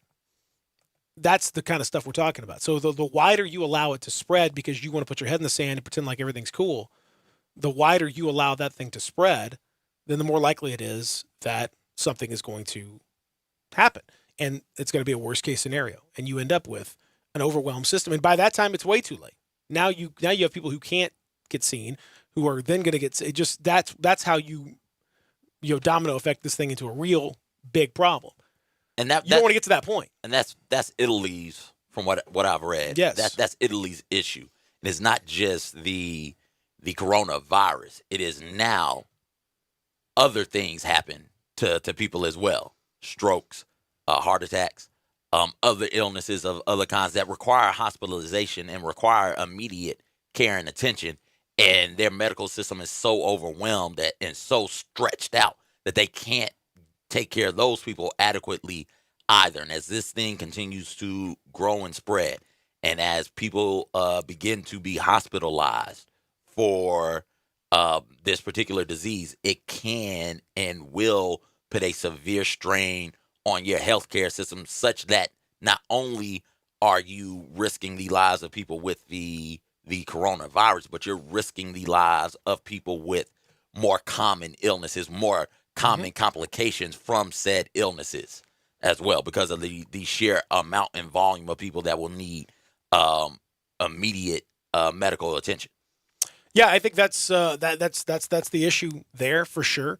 But it just doesn't. I don't understand why we would have so much. Why people are just bound and determined to say that it's not that big of a deal. Why are you that invested in that when it's very clear worldwide that it is? It's no. I mean, if you're not out in front of it, it's a problem. And you're seeing that the countries that are getting out in front of it are doing better. The countries that aren't are trying to pretend like it's okay, are doing poorly. And that's unfortunately where things are right now. Texter also says, what happens when a Kansas player tests positive and a whole number 1 seed or any team has to be quarantined in round 2? Yeah. I mean, this is the thing. All it takes is one player to be positive. Now you've got that entire pod or group or whatever. They're all going to have to be quarantined because they're all in the same facility. They've used the same equipment. They've been around, certainly the teammates of that player, all that stuff. And now you've shut down the tournament. Like, because you can't, we're just going to, like, they're eliminated. Like, you're going to move on. How does that work? That's why I think this whole thing is silly. Honestly, I think it's a little bit silly that they're even going to try to do it, because I think it's inevitable at this point that something like that's going to happen. There's so many people involved, and there's so many cross-pollination of folks that it feels like it's inevitable, and then you're going to have a whole different set of issues once it does. So, I mean, I don't know. I would lean on the side of just, I don't, it sounds crazy, but I mean, cancel or postpone. Like, the NCAA tournament is such a, how many people are actually going to travel? That's the other thing. If it's about money, if it gets to this point, well, how many people are actually going to even want to go to that environment? Enough for you to make money. And we see it. There's always there are always people who are going to say it's not that big a deal. I can travel. It'll be fine. It's just like the flu. We don't trip about the flu. Why are we tripping about this? I'm going. I bought my ticket. I'm not letting that money go to waste. I got my flight. I'm going. It'll be fun. And hey, it'll be a little bit roomier. The lines at the concession stand might not be quite as long, but I'll be there. That's just how we work, man. We as a society. I know that these are major sporting events and major events in general, not just talking March Madness, but it's festival season. It is. So not just Coachella, but they're in South by Southwest, but there are other major festivals, conference season as well. People are, some are getting ready to fly out for various conferences all over the nation. And it is just, hey, let's take a step back. Let's stop and think about this and how important it is. How important is going to a Final Four when risking the health of some of your loved ones is a real possibility. Is it worth it? And if it's worth it to you, all right. But I don't think it's worth it to anybody, and that we should err on the side of extreme caution and just say, hey, let's shut this thing down for a while. It seemed, if you look at the risk reward, on this side, if you do the math on what the downside is versus it's an initial sacrifice, certainly, but my goodness, and I saw some reaction last night from people in Dayton. There was like a mini riot of people that because they shut down, they were going to shut down university housing, and I can understand, like, there are some people that will majorly inconvenience and be problematic for a lot of there are all sorts of domino effects to all these sorts of things that are very difficult. No one has said that like any of this is going to be easy or straightforward when you start canceling classes for the rest of a school year and you start shutting down entire blocks of community housing and dorms and that kind of thing. Like that's a really big deal, and there's a lot of people that are going to be affected by that. But starting to start mini riots and throw it. That's not good either. Let's not do that. No. Let's had to. I don't know what the spray is. They said it wasn't pepper spray, but it looked like pepper spray to me. Had to get police involved to disperse the crowd and have maybe police. It was like disinfectant. Maybe that's what it was. It was like Purell. Yeah, 70%. Yeah, maybe that's good. And just have police just stationed outside of several houses, student houses up at Dayton. And I'm with you. I understand. So last minute, so abruptly, you're not really giving students the chance. I know my family's financial situation when I was in undergrad. If you had told me, hey, you got 2 days to get up out of here, it's like, whoa, how am I supposed to do that? How am I supposed to get home? I don't know anybody who's in Nashville who can come get me, and I don't know about anybody who's in Tuskegee who's going that way. How am I supposed to get home? I understand the shock and the frustration that comes with that announcement. With that being said, you can't be out in the streets jumping on cars, throwing bottles in the streets, blocking the entire street. That's not necessarily the right way of handling it. Like I said, so it's all weird. It's all weird, and everyone's gonna have the instinct to react to things differently and potentially badly. It's gonna hopefully we all come together in the midst of all this and find our better instincts and deal with this, because it's going to be a community thing. We're all going to have to do it. Do it now. Do it a week. It's going to be worse. Do it 2 weeks and worse. It's like if you have a medical thing, you've been putting off. Well, that doesn't change what's the underlying diagnosis. And the longer you wait, the worse it gets. And so the worse it gets and worse other things get because of it. Yep. So, I mean, you just got to, at some point you got to, pretending it's not theirs is not an option at this point. Not a good one anyway. We'll come back and continue with this. Remember, Rob Fisher coming your way at 9 o'clock here on the with Sports 56 mornings. And got some storms kind of rolling in, by the way, later on in the morning. So it's starting to get a little gloomy, but around 10:30, 11 o'clock, you're going to start seeing and hearing, and it's going to be pretty nasty from what I'm told, based on my sources in the weather industry. Okay.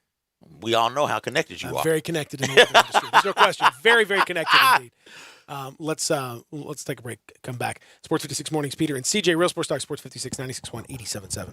We are Sports 56 WHBQ. Listen to us daily on AM 560, 96.1 FM, or 87.7 FM. The folks at Homer Skelton Hyundai want to say thank you. Thank you, Memphis, for another spectacular year. They set records, but I can understand why. You think about the product. Where else do you get a 10-year, 100,000-mile limited powertrain warranty? That's what you get on every new car at Homer Skelton Hyundai. Oh, and thank you again for the 11th straight year, the #1 certified pre-owned car dealership in all of Memphis. It starts with that product, but then it goes to the shopper assurance. Where else do you go where you get transparent pricing, flexible test drive, take the car for a couple of days if you want, streamlined buying process? You're not going to be there all day, in and out. And then, and I have not seen this anywhere else, the 3-day worry-free exchange. You buy a new car, if you've got any buyer's remorse, you've got 3 days to change your mind. Just get on Lamar, take it into Mississippi, the first exit's Craft Road, turn left, and go see Chris True and all the gang at Homer Skelton Hyundai. Hi, I'm Troy Fiveash, owner of Fiveash Roofing. Do you have any idea why I never speak the way I am right now? It's because if you're honest, sincere, and knowledgeable, you do not need fast-talking, high-energy, gimmick-promising advertising to get a customer's attention. Speaking of that, how do you think companies can offer huge rebates and giveaways when you use their services or buy their products? By overcharging you in the first place, that's how. Fiveash Roofing doesn't operate that way. It's misleading and dishonest. When I provide a customer with the best products and the best service possible and do it at a fair price, why would I need gimmicks to sell it?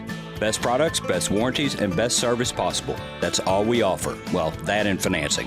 Fiveash Roofing, proud partner of the Memphis Tigers and the official roofer of the Memphis Tigers home team. Fiveash Roofing, fair, honest, and ethical. 367-0050 or memphisroofer.com. 367-0050 or memphisroofer.com. Fiveash Roofing, it's what we do. We're here for you. Hey, sports fans, you already know about the great steaks at the Butcher Shop Steakhouse, a Memphis tradition since 1981. They specialize in hand-cut aged beef right over that hickory charcoal. But did you know the Butcher Shop also has great seafood items, from fresh Atlantic salmon with dill sauce, pan-seared red snapper with sautéed shrimp and Cajun cream sauce, Canadian cold water lobster tails, crab stuffed shrimp, homemade lump crab cakes, and a whole lot more. Oh, and don't forget the Fresh Burger Fridays for only $8.95. Come in, enjoy a fantastic dinner at the Butcher Shop. If you need a great private party, the Butcher Shop is your place. 6 different private rooms, seating from 12 to 250, all equipped with audio-visual.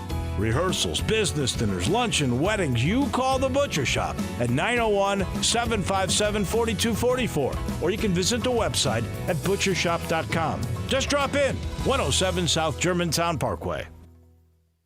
Stop waiting and start off-road living in a Can-Am today. The Spring Fever event is now on at Olive Branch Motorsports. Take on every task, trail, and terrain in a Can-Am off-road vehicle that will easily handle anything that comes your way. And for a limited time, get up to $2,500 off on select 2019 models, making it easier than ever to go out and play. Visit Olive Branch Motorsports now at 5656 Goodman Road or online at obmotorcycleatv.com.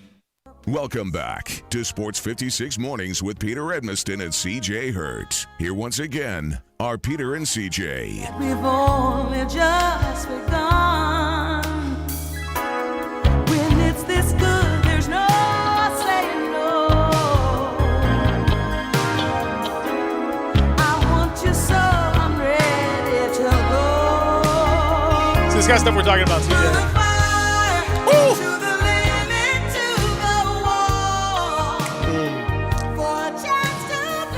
Now, take that anthem away, all good. Everything's good, right? Yes.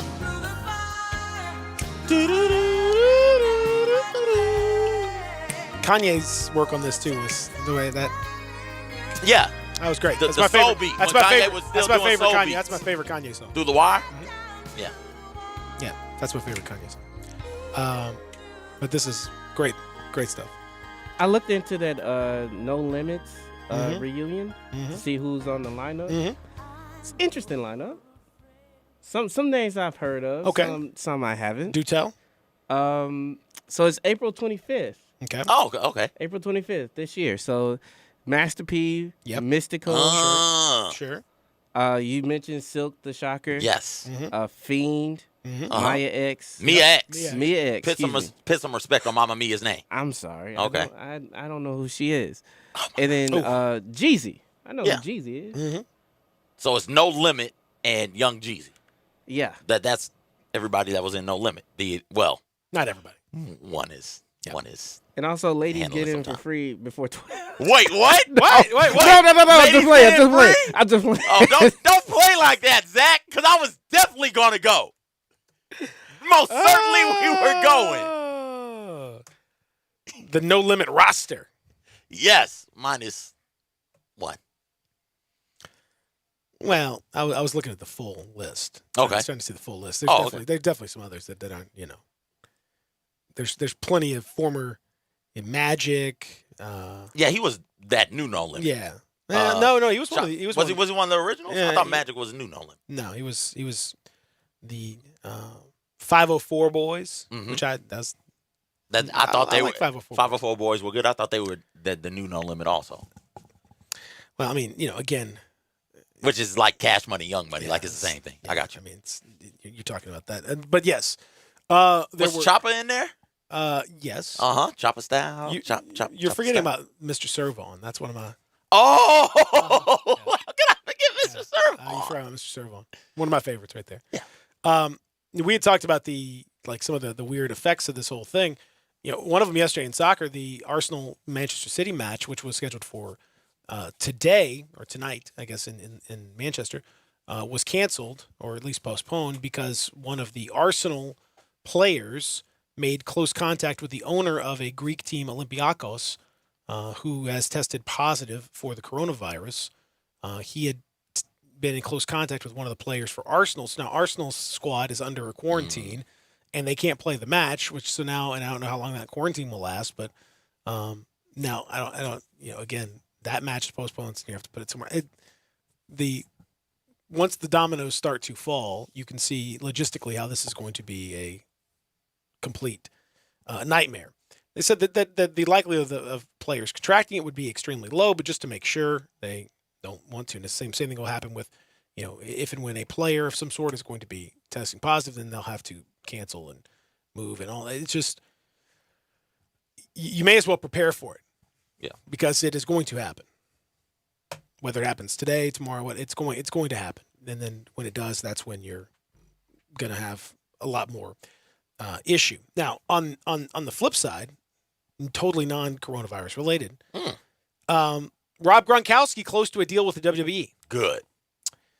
He is deep in talks. Okay. How will he be used? I don't know. Could he be an actual wrestler, given his medical-based retirement from football? Doesn't want to take any more hits. Would he be willing to take a bunch of slams and shots and all that? Because, this is when you would tell the jokes, oh, yeah, wrestling's fake, blah, blah, blah, whatever. Wrestling is physical, very physical. Mm-hmm. No matter how aware the performers are of each other and what they are doing or not doing, as the case may be, you're still bumping, you're still slamming, you're still hitting. It still hurts.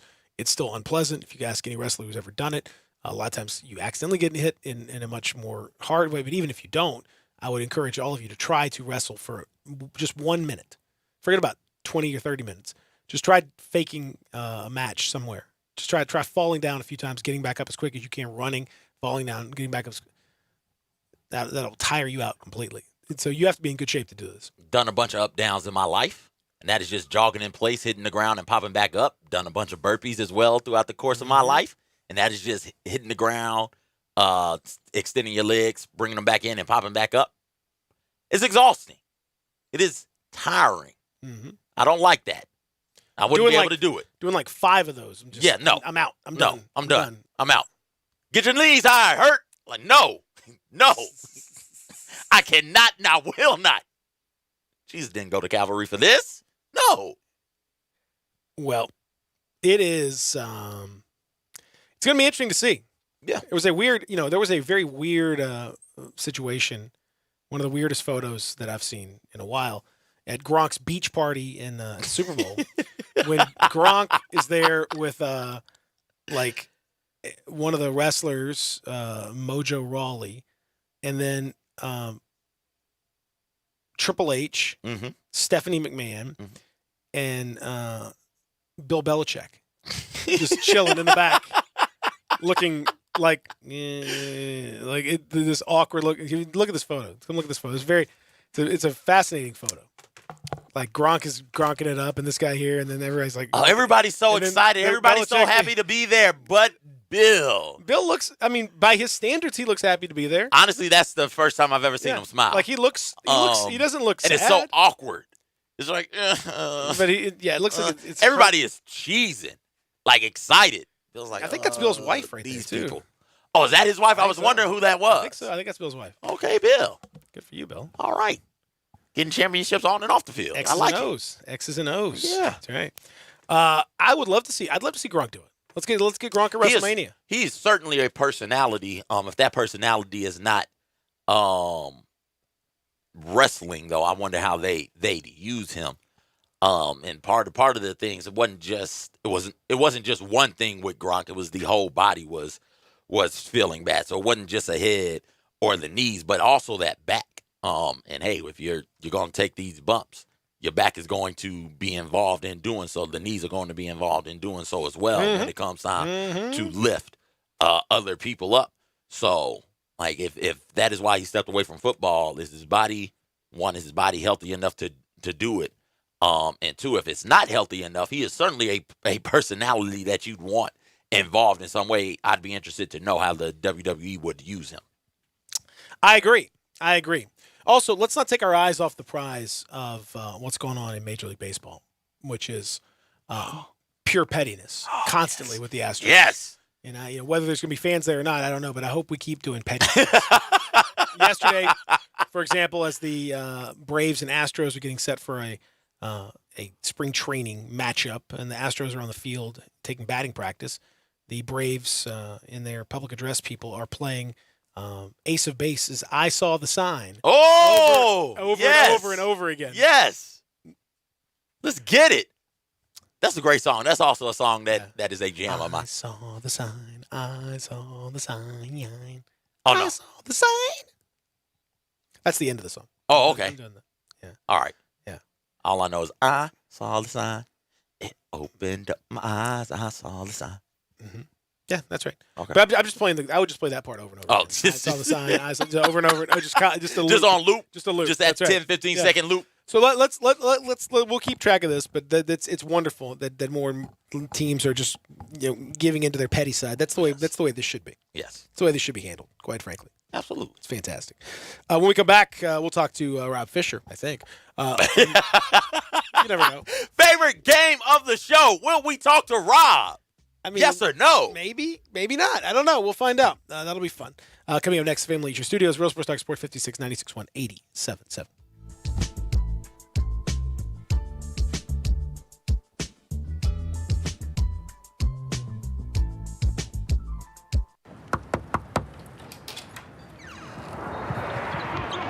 These seats are amazing.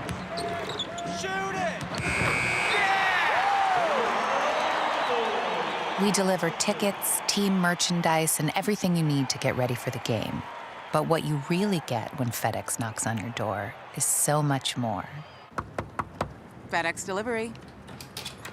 Game day spirit. What we deliver by delivering.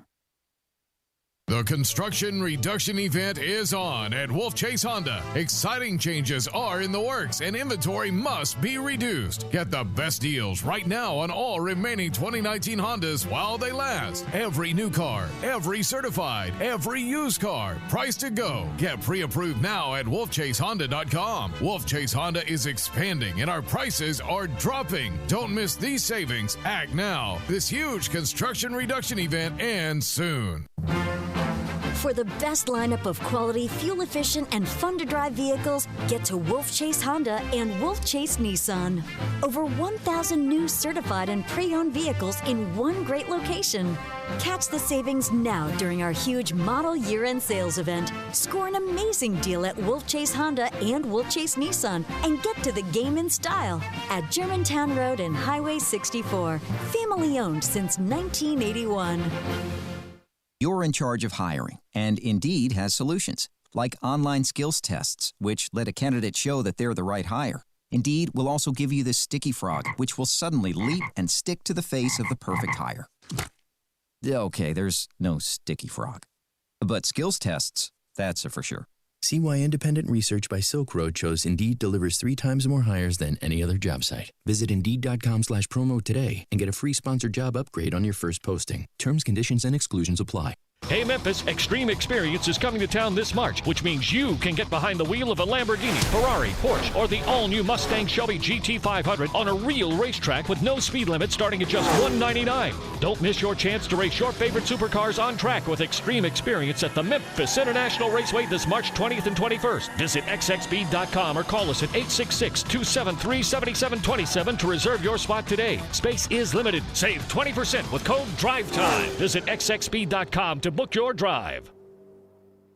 I'm Dr. George Flynn. As a physician and president of Flynn Broadcasting Company, I want to assure you that this Flynn Broadcasting station will keep you totally updated on breaking news or changes in the coronavirus situation. There's some easy steps you can take right now to begin to prepare you in a relaxed manner. Stock up on any household items you might need for fever reduction, such as aspirin, acetaminophen, or ibuprofen. Stock up on food and disposable items just like you might take on a 10-day vacation. This way, even in the unlikely possibility you're quarantined, it'll only be a minor inconvenience. There's absolutely no reason to panic and certainly no reason to try any unproven treatments or medicines. We'll keep you updated with true, proven medical facts so that you can live with minimal disruption in your life, whether it's at work, at school, or at home. I'm Dr. George Flynn, thanking you for being a stable, positive influence in our community, and stay informed through Flynn Broadcasting Stations.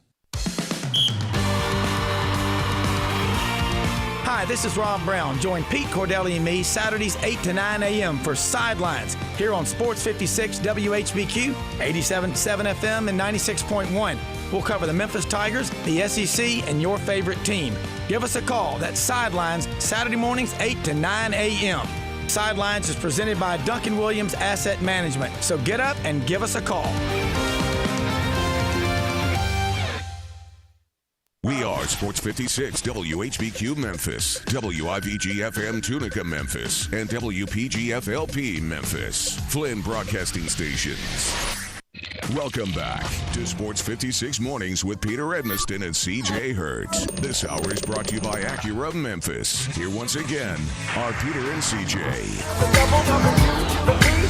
Lately there seems to be some insecurity about the way I feel, where I wanna be.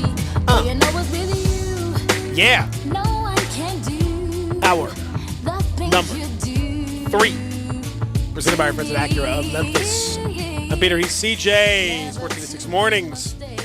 Got some severe weather coming your way in about an hour or two, so be aware of that. We've also got some crazy coronavirus stuff. It's a weird time. And we do have Rob Fisher. Oh! Ladies and gentlemen. When we have Rob, does that mean we won the game? Yes. Okay, we won! It means everybody's a winner. At the Fish Nation on the Twitter. Of course, you can see him not talking to coaches at halftime or doing walk-off interviews coming up on the Grizzlies live and pre-half and post as well. Hi, Fish. How are you? I'm fantastic, fellas. How are you? We're okay, man. It's a weird time, Fish. That's all I can tell you, man. It's a weird time. One of the strangest atmospheres last night that I can remember, where Grizzlies not only losing, that didn't help anyone feel better about anything. That was a bad loss. But the nature of all of the adjustments from your end, tell folks like what over the course of the day, things are changing and adapting hour by hour. How did you guys deal with it on the production side? All the new requirements from the NBA regarding coronavirus? Well, I mean, very similarly to what you've heard from coaches and players around the league. Just, okay. I mean, what are you going to do? You can only, I really sound like a guy in a locker room. You can only control what you can control. Oh boy. Listen to Fish this what guy. the coach speak. Listen to this guy. I mean, it really is one of those situations where, you don't have a say and you just go along with whatever the protocol is going to be. And, it was changing rapidly. I mean, as of yesterday morning, it seemed like most things were going to be similar to what we've done, at least on our end, going forward. And then probably about an hour before we went on the air last night, or I guess about 2 hours before we went on the air last night, things changed. And, you just deal with it and you hope that, you hope for the best, just for people's safety more than anything, but you just hope for the best and hopefully things return back to normal, in a timely manner. And, all I know is as of now, about 2 hours from now, I'll be on a flight to the West Coast with the team. And, heck, in the last couple of days, you didn't know if that was even going to happen. When they talk about people, only essential people traveling with the team, well, Are you essential? I think you're essential. Let me tell you something. That certainly puts you on notice. It does. Well, yeah. How do you have that conversation? Well, we like you, but we can't operate without you. It's we don't really feel you're essential. What? Yeah. Thanks. So as of now, I'm essential, I guess, at this point. But you just deal with it and you move forward. And it was a little weird. And last night, if Grizzlies win would have happened, our walk-off interview would have been similar to what we did in the pregame interview with Taylor Jenkins, where it would have been back at the locker room and with a boom mic, and would have felt a lot weird and a lot different because the walk-off interview, the best thing about it is the emotion of it, being on the floor and the crowd and the players milling around and all of those things. And so to do it back there would have felt a little different and a little weird, but you just deal with it and move forward. How would it have felt if nobody was there doing that walk-off interview? Let's say that nobody's in the crowd and Grizzlies get a last-second win without the crowd roaring down, especially the home crowd, how different would it be for you and others to do the job of broadcasting these games without fans in attendance? I mean, literally can't imagine it. I mean, it's. I hope it doesn't come to that, because it's just. I mean, that's bizarro world, man. I mean, you know, those secret scrimmages that you have in college.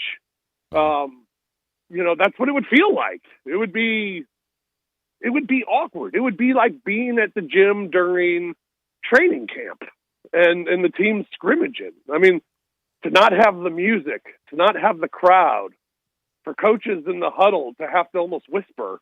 The broadcasters. I mean, if they'd even be on site, you know, you scream out what a horrible call it is by the ref, and the ref turns around and looks at you. I mean, what a terrible shot by Dylan Brooks. What are you thinking? Dylan's like, hey, shut up. I can hear you. Lay off. I mean, it would be bizarre. And I mean, to try and put, I mean, I keep thinking about it, and I try to put myself like in a player's shoes. I can't imagine. You know, I mean, the adrenaline, just to get fired up to play an NBA game, the competition level, everything would just be so different that you almost wish, if anything, you just postpone instead of do it that way. But I don't know. Hopefully, it doesn't come to that. The element of postponement, and I talked to some folks around, you know, league offices and that kind of thing, and trying to get a sense of what that would be. And generally, like for Memphis, it wouldn't be as big of a deal because, you know, the Forum has fewer dates than some of these other arenas. But for like you look at LA, Staples Center, I mean, my God, you've got two events sometimes on one day, 325 dates a year. How do you even begin to maneuver around? And that doesn't even count playoffs or whatever else would have to. You don't even know. So it's a huge mess to try to figure that out. Same thing with, you know, San Francisco, all these other places. Then would you have them, like, you know, Woj has reported that the NBA has talked about like having them in alternate cities that aren't as affected, which just seems like a very, very dumb idea, because all you're doing is moving stuff to that city, which then, you know, so it doesn't, you know, if a city's not affected, it will be eventually. So I don't, to me, the only two options are either, you know, full on cancellation or having the game in an empty arena with, you know, a minimum of people present. Yeah, I don't know. I mean, you're right. With arena dates and things, it'd be so difficult to postpone. And, you know, it for basketball's sake, again, I mean, looking at the grand scheme of things, I think we're all on the same page.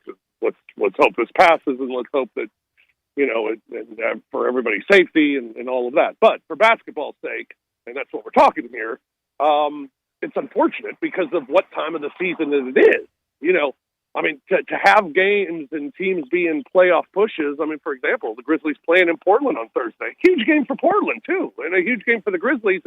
And that's one of the best arenas in the league as far as game night atmosphere is concerned. And to not have that, I mean, you know, this time of year really, really hurts. To cancel games this time of year would really hurt. I mean, the only thing like that was, you know, lockouts or strikes, and how miserable are those? So I don't know. I don't know what the options are. I don't know what good options are at this point. You know, just got to go along with whatever the league decides at this point. And right now, it's not just the NBA. I mean, it's, you know, the joint statement with the NBA, the MLS, and Major League Baseball, and you know, all coming together and having the joint statement. You don't know what's next. I mean, there's another conference call today. There's another one again on tomorrow. So you don't know what's coming. And I mean, you don't know if we're going to show up in Portland today and be told, okay, you guys can go back home. I mean, you don't know what's coming next. And I don't know what the right resolution would be. I mean, I have no idea. I don't know what would make. I don't know what would make the most sense, because it just seems like all these things, all these resolutions that you're hearing about. You know, you were talking about the alternate arenas and playing in neutral site cities, and it just none of them seem to really make a lot of sense. But this is a situation that, the league's never been in before. So they're kind of playing it by ear as well. No, I mean, that and that's really what it comes down to is that, none of us know, none of us are I don't think, maybe we have some epidemiologists listening, and if so, please call in. But otherwise, I don't think that there's many of us that are public health experts, that are disease experts, anything like that. So it's hard to know exactly how to handle it. In that sense, you take advice from other folks, but you also have to take your own common sense precautions. That being said, like last night, you're doing your interviews from afar. I mean, we're all sitting there in the press conference room, probably 10, 15 feet away. Like it just they won't initially they. You okay? Did you drop something? Is he bouncing down the stairs? Uh-oh. This could be a problem. You okay? You all right? Fish? Hold on. He says, hold on, man. Okay. What is happening right now? This is. Should we check? Should we send someone over there? There we go. Oh. Hey. The hell was that? Well, my wife got in the car and she just drove away. And when she started the car, my phone connected to the car. She was just listening to the conversation that we weren't having. Oh, hey, hi, Dipsy. How are you? Good to see you. So I'm sorry. Anyway, so we're there like yesterday morning when you're asking questions. You can pass the mic amongst yourselves, but then like later on, the mic has to be held by somebody, a staff member, so as not to pass it amongst each other. Again, like, this is within like hours of change, and I don't know that means anything. You've got us having to stay a safe, quote unquote, safe distance away from these players and coaches, but you've also got fans that are all crammed in here and all together, and players. If player safety is the paramount thing, which I mean, I think frankly, fan safety should be as important as player safety. But sure, I mean, human safety, yeah, all human beings there. But everyone on court is far closer than we were. So I don't know how much longer you can keep that up and say, well, that's a safety measure, but you're going to allow these people to. That doesn't make any sense. Well, and again, that's why it's all so weird. I mean, there was a play last night, I forget who it was for Orlando, but there was a play over by the Grizzlies bench where the player jumped to try to save the ball, and he went into the crowd. And I'm thinking to myself, oh, my God, he went into the crowd. And, we're supposed to be this distance away from the players and from the coaches, and people who are sitting in the first row are literally 2 feet away from the players. I mean, so again, it's also such a new area and so different that I mean, the league has to be thinking that too. I mean, I saw your tweet yesterday of these people in the front row and these people who are sitting next to the bench and the people who are right behind the bench, and for the restrictions on media and a small group of people. Well, heck, you have a large group of people who are right on top of the players, and right? So, I mean, how do you deal with that? And that's why I think when you try to look at resolutions of what you're going to do, it's so very difficult right now to try and figure it out, because you just don't know how far to take it. You don't know, how much each individual needs to be protected. And yeah, that thought went through my mind last night of, okay, so it's fine if we put the players in a bubble, but go ahead. All 18,000 of you, come on in and get yourselves picked. Don't high five one another, but when you're on the ground, wait for your teammates to come and extend their hand to help you up. All the fans high five each other when something good happens. What are we doing here? Right, and let's exchange sweaty jerseys at the end of the game. I mean, I don't know. We don't know. We don't know what the protocol and what's right and what's wrong. So it's just a very awkward, weird time right now, and you don't know what's going to be next. I mean, all these protocols go in place yesterday around the league, and so you have one night, and I'm sure all of these questions that we're coming up with are questions that the league's coming up with today as well, and trying to say, okay, well, what's in our best interest here going forward? And I don't know. I don't know what that answer is. I don't know if they know at this point what the right answer is at this point either. So it'll be a very interesting next couple of days to see what steps are taken and, how many states now, have the ban on public gatherings of large crowds and, how that'll affect the teams in those states. And I mean, it's just, I don't know. It's bizarre. It's nothing that we've gone through before. So I don't know. I don't know how it's going to play out. Like I said earlier, just to be quote guy, just can only control what we can control, man. We'll listen to what they tell us to do, and we'll go from there. And like I said, I hope for the players, I hope for the fans, and I hope for the league that it can go on without as much interruption as possible. But at this point, I don't know. I don't know if that's possible. Well, the game itself last night also very frustrating for Grizzly fans.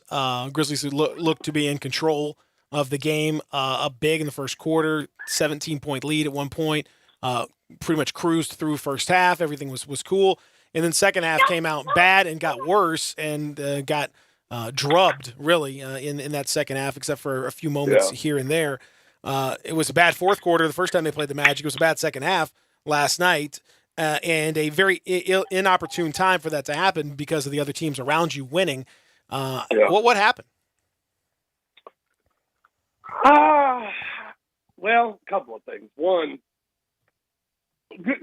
credit to Orlando. I mean, they came out in the first half, and when they dug the big hole, they were just chucking, and they were chucking a bunch of threes, and then they got away from that and started playing a little more inside and slash into the basket and a little better on pick and roll and things like that. And they just kind of changed their whole way that they played. And then in the fourth quarter, by playing that way for the second and third quarter, it opened things up to the three. And then they started knocking down huge threes. And, that was a team that's also fighting for their position. They're trying to get out of the 8th spot and get up to number 7. And last night's win was huge for them as they're trying to catch the Brooklyn Nets for that 7th spot. So, they had as much to play for and as much to give as the Grizzlies.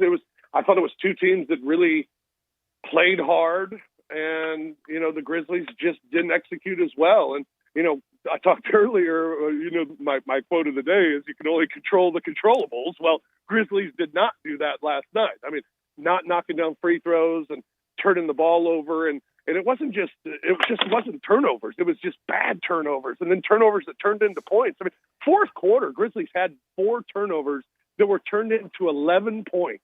That's almost impossible to have that high of a ratio on points off turnovers. And so, Orlando took advantage, and you got to give them credit. And I think the Grizzlies they didn't get as good a bench production last night. They didn't get as good a defense as they've had here recently, and it cost them in the end. And it's the NBA.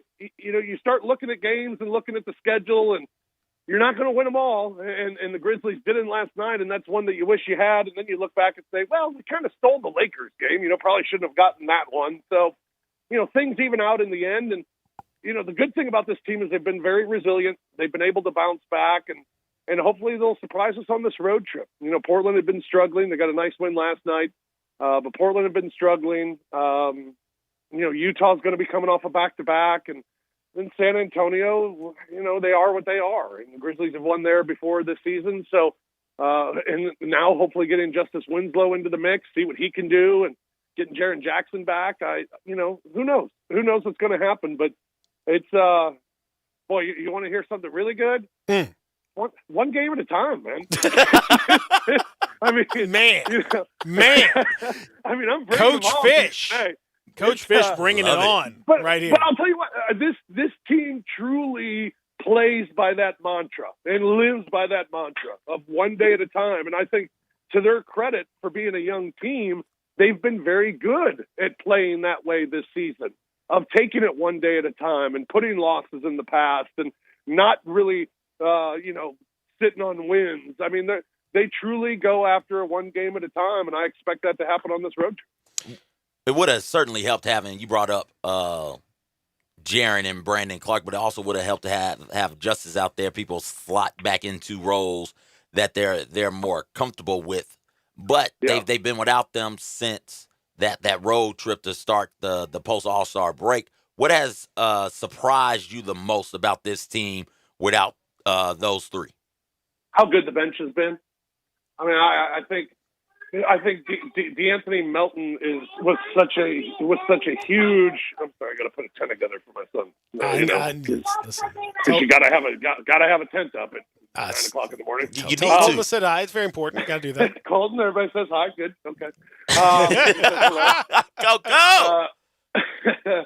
But I think the bench production. I mean, to see a guy, to have 72 points off the bench, and two of the guys just arrived, in Gorgie Jang and Anthony Tolliver, and then to come back the next night and have 61, and the next night to have like 52, and to average 53 points off the bench this month when you've lost guys, and you've lost a huge key member to your bench in DeAnthony Melton. Mr. Do Something was great on that bench. Now you got John Conchar out there who's, come on, let's not kid ourselves. Surprising how well he has performed. I mean, that's been great. And Tyus and Gorgie and all the guys that have been coming off the bench. Josh Jackson has become a go-to scorer off the bench, a guy that you can consistently expect mid-teens from night in and night out. Has been really good to see. And I think the exciting thing about that is when Winslow comes in, when Jaron comes back, when Brandon comes back, which will be a little bit more down the line, you can get guys, DeAnthony Melton, back to the bench where I think he can be even more effective than he is right now. And, now all of a sudden minutes are going to be limited for some of those guys. So I think that bodes well for this team going forward. It does. Do you think we see Jaron and Justice tomorrow? I'd be surprised if we saw them both tomorrow. I think there's a chance you might see one tomorrow, one Saturday, or maybe both Saturday. I do expect that we'll see them on the trip for sure. It's just a matter of, which one and what day. So, but I don't know if they'll both be back tomorrow, but I'll expect them both back by the end of the week for sure. In watching Jaron work out last few games pregame, he looks ready to go to me. Like he's got the knee brace that he was wearing yesterday, but he looks good. Shot was good, movement was good. It wouldn't shock me if he's back. And Justice, I know has been went through a pretty vigorous hustle practice on Monday. They were in there for a while and went through it without any issue, and it's been working out. So I think definitely by Saturday they'll both be back. And I don't know. I mean, I think Jaron definitely tomorrow, maybe Justice, but I'm with you. I think by Saturday they're both in the mix, and the Grizzlies could use them. I think last night was a good example. As much as I think, Jonas has done an absolutely fantastic job and has been huge for the Grizzlies throughout this year, has given them a huge outlet to just make some plays. Has been really good in the pick and roll with Ja. Last night, you could have used a switchable big late to deal with some of the things that Orlando was throwing at you, and when they would screen. You put Jonas's man in the high screen and have to figure out whether you switch or don't. Terrence Ross got some good looks off of that kind of stuff. He really worked Josh Jackson in those scenarios. That's when you could have used a Brandon Clark and a Jaren Jackson to go in there and change up your defense. You remember the Grizzlies during that big run in January, they were closing games a lot with Jaren and Brandon as the 5 and the 4 because of those very things. And last night, I think that was that came back to haunt them. Well, and I think that, I think the Grizzlies have done a nice job, too, of not rushing guys back. When they've gotten guys back, they've been 100%. And I think that's the case with what they're doing with these two guys as well. So I think that's good, that you're not going to have to work guys in and work them back. I think when Jaren's back. And he's going to be starting, and he's going to be fine. I looked at last night's game. I look at the Sacramento home game. I think those are the two games, you wish you had them back because – those were two tough losses. But I think those were the two that you really noticed your injuries. The Sacramento game, you gave it all you had, and you just weren't good enough that night. Sacramento was just a little bit better. And like you said, last night there were some things in the game that you really thought could have changed had you had those guys in the lineup. So to me, those are the two games really, which is pretty impressive.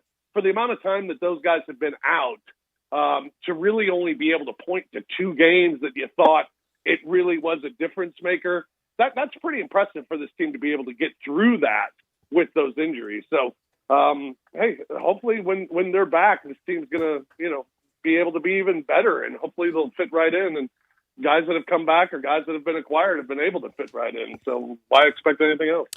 Travel safe, Fish, and I man. will look forward to seeing what happens here, because you guys may be, doing this from an empty arena. Who knows?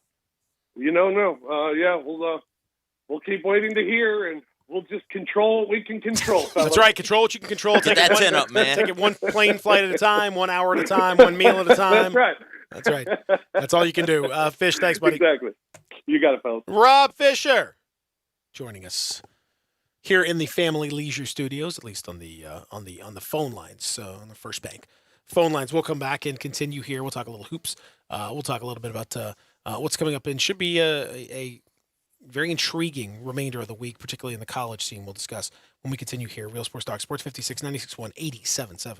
Sports 56 Happy Hour with Johnny Radio. Weekday afternoons from 1 to 3. Here on Sports 56, 96.1 and 87.7 FM. Bartlett Small Engine has been serving quality power equipment since 1970. They have a full line of power equipment, parts, and services for most makes and models. Bartlett Small Engines has the best brands in the power tool industry: Honda mowers, trimmers, and generators, Steel blowers, trimmers, and chainsaws, Echo trimmers, blowers, and chainsaws, plus quality products from Red Mat and Shindawa. And they're all American made. Bartlett Small Engine is your can-do store. 6780 Summer Avenue. Call 901-386-9779.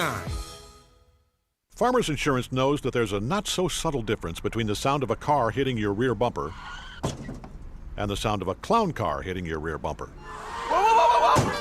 Sorry about that. We call that a 3-ring fender bender, and we covered it. Talk to a farmer's agent. They know a thing or two because they've seen a thing or two. Call Chad Gatlin at 901-235-1176 or get a fast quote at memphisfarmers.com. We are farmers. Bum, bum, bum, bum, bum, bum. Underwritten by Farmers Truck Fire Insurance Exchanges and Affiliates. Products not available in every state. Extreme Experience, the nation's premier supercar driving experience, is coming to Memphis this March 20th and 21st. Imagine driving your dream cars on a real racetrack with no speed limits. Drive a Lamborghini Huracan, Ferrari 488, and the all-new Mustang Shelby GT500 and more. Don't miss your chance to drive 500-plus horsepower supercars on a racetrack with Extreme Experience at the Memphis International Raceway this March 20th and 21st. Tickets start as low as $199. Visit xxspeed.com or call us at 866-273-7727 to reserve your spot today. Space is limited. Save 20% with code DRIVETIME. Visit xxspeed.com to book your drive. Got something you want to get off your chest? You better have a backup plan. Want to join the conversation? Someone needs to tell him he has to grow up. Join us on the First Bank phone lines at 360-8255 or the First Bank text line at 67129. At Victory Auto Sales, that's victoryauto.org. We always ask our customers what they want most of the used car. I want a car that runs when I turn the key. Don't want my appointment over there just waiting on me. Buddy. Throw away the cable. You'll never be late with one of our cars because they are just darn great.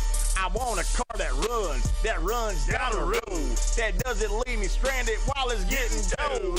I want brakes on my car so I can stop when I'm driving too fast and when I see a cop. They want a car that starts. They want a car that runs. They want a car that stops. Victory Auto Sales, 901-380-5800. That's victoryauto.org. Check us out. We are at 4885 Elmore, just off Covington Pike. In-house financing, of course. Generous credit approval, of course. Don't forget to ask about our layaway. That's victoryauto.org, 901-380-5800. Fill out the credit app online or come by or give us a call, 901-380-5800. One thing I really admire about Central Barbecue is their commitment to quality. Then why do they let you do their commercials? I'm talking about their food. Everything is prepared with devotion to taking the time and effort to create perfect barbecue. Oh, I know. That's exactly why I was wondering why... They're not kidding with that slow-smoked Memphis-style slogan. They smoke their pork for 14 hours. Do they have to? They do if they want to be the best barbecue in Memphis, and they are. And yet they let you just throw together... There's nothing better than Central Barbecue because they care. Except apparently about their radio ads.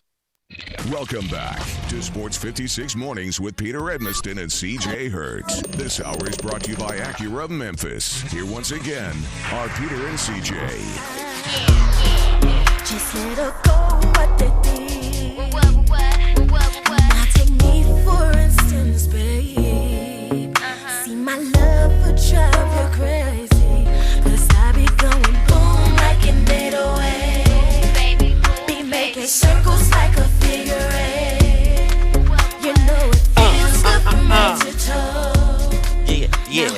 good. A lot of people are remixing this hand washing poster that the CDC is putting out there. Oh, I have not seen the CDC hand washing yes, poster. There's a poster out there, and it's called. Well, if you go to washyourlyrics.com, you could pick and put the song in that you want, and put your lyrics in to make sure that you wash your hands for the appropriate amount of time. Oh, somebody's just done a "Still Fly" by Big Timers. Oh, you know, Gator boots. Yeah, yes. Yeah. Let me see this. So yeah, you can see like right here. Yeah, Gator boots with pimped out Gucci suits and God. Yeah, that's so you're station. Yeah, see, you got right. Yeah. Can't pay my rent. Yeah, And then am I rinsing at can't pay my rent? What am I rinsing? No, you're going between your fingers. Can't pay my rent. Cause all my money spent. And then you go back this way, you twist. That's okay, cause I'm still fly. Then am I rinsing? No. Then got you're going a quarter back. Tank of gas. Well, that's a different. That's like a third. They're doing the first one. That's like the third verse. Okay. But yeah. They went into the lyrics of the first. Oh, they went into the lyrics. Mm-hmm. So yeah. Okay. But anyway, nice. Go to. I am going there. Washyourlyrics.com, and you can customize that as needed. Pick your song, and I think you'll have whatever you need to do. I think that's exciting. Oh yes, it is. I think it's actually like if you just put the song title in and the artist, I think it'll actually like just do it for you. Yeah. Now, well, we're about to find out. I put A&T. Yeah. What did you get? Oh, nothing. They don't have that one in there. Oh, that's disappointing. Yes. Yeah, I did more money, more problems. Okay. It's so weird. It's awesome. It's awesome, and it's kind of weird. Kind of you kind of looking at the movements while you kind of like think of the lyrics at the same time. So it's like, who's hot, who's not. Tell me who rock, who sell out. Yeah. You get the soap. I got you can see the one I did right here. CJ, you can come check it out. This is my. I think this is the new hotness. Hey, how do we spell knob? Also, right here. That's. Yes. I just did tear the club up. Yes. And it's just tear the club up over and over and over again, basically for the entire time that you're washing your hands. Yeah. So I encourage you to go check it out. It's a lot of fun. Washyourlyrics.com. Oh, this is great. So, how'd you get it full size like that? Because I'm good at computers. Oh, okay. Did you do it? I did. I did another one. I did the Yin Yang Twins. Yes. Which one? What's the one you twerk? Shake it like a salt shaker? I did the Whisper song. The Whisper song. Yeah. Oh, mama, let me whisper in your ear. Tell you something that you might like to hear. And I can't do the rest of it because it just gets so bad from there. Yeah, agreed. You can't. Just, oh, gosh. Oh, this is great. Just wait till you see it. Check it out. It's definitely a lot of fun. I think you'll enjoy generating all of that. Now, that being said, has anything changed for you in watching any of these games? We're starting to see the tournaments unfold. College basketball, men's college basketball. Congratulations, by the way, to the UConn women who went through their entire run in the American Athletic Conference. Grief, my God! From start to finish, because they're out after this year. They're out without losing a single game. Seven appearances, 7 championships. Did not lose a single game in the conference. That's going to be hard to beat. Spent 7 years in the conference and never lost. Never lost. In and out. Undefeated. Hard to beat that. I'm going to tell you. You're not going to beat that record. You're certainly not going to beat that winning percentage. No. You're going to have to get pretty good to make that happen. The Nebraska's having some trouble filling out their team for the Big Ten tournament. Oh, yes. They added a couple football players to the mix. Quarterback Noah Vidral and offensive tackle Brant Banks. I wonder how that came about. I mean, just what are you guys doing? Y'all played in high school? Pretty good? How many pickup games have they played in? The quarterback was pretty good. He averaged 14 points per game as a senior, 4-year basketball player, 3 state championships, so not too bad. Okay. The big fella, the interior presence, offensive tackle Brant Banks, averaged 12 and 8 as a junior, but did not play basketball as a senior, and now he's so. They only have 7 scholarship basketball players. Oh wow! So this may not go well for them. They're going to take on Indiana. Oh man, they are the 14th seed, which is not great. No, so. I was hoping they take on Michigan. So Michigan. Oh well, but that's the. Oh, we got that. That's the thing. Like you have, Michigan has learned that sometimes in conference championships, conference tournaments, it is it's weird because like things can happen, like their near plane crash and whatever else weirdness that sometimes that galvanizes your team. Sometimes it brings people together. Sometimes that's it's hard to. You never know. You never know. But that's where things are. So maybe this is the thing that makes Nebraska the most unlikely of runs. I think Michigan had 3 or 4 first-round draft picks on roster. There might be some. I think that helps out a lot also. Could perhaps be some difference there. I'm not going to lie to you. Wagner, DJ. So they certainly had 2. Maybe some difference. Yeah, maybe. Yeah. Well, all I know is I would like to see something weird like that happen because of all the discussion that we've had this year about how crazy the college basketball world is and how many upsets there and how flat it is and how everyone could beat anyone. Well, so far we haven't really had that in conference tournaments. I mean, Gonzaga did their thing. Most of the conference tournaments, as we mentioned earlier, have been won by teams that finish first or second in their conference. Gonzaga wins by almost 20 last night. This is just kind of what you've expected. Hofstra won the CAA. They've punched their ticket to the dance. So a lot of things like that have happened. Where's the upsets?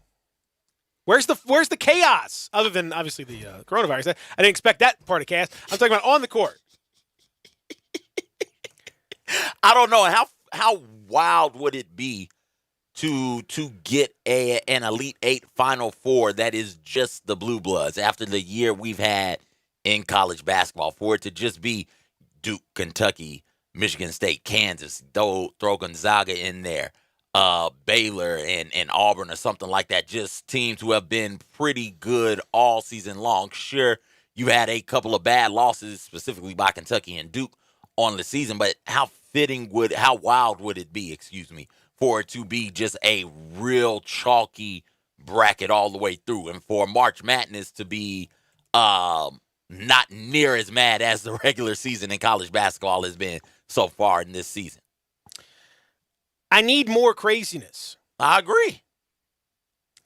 I need something exciting, something different. I don't need just regular stuff. No. Right? No, yeah.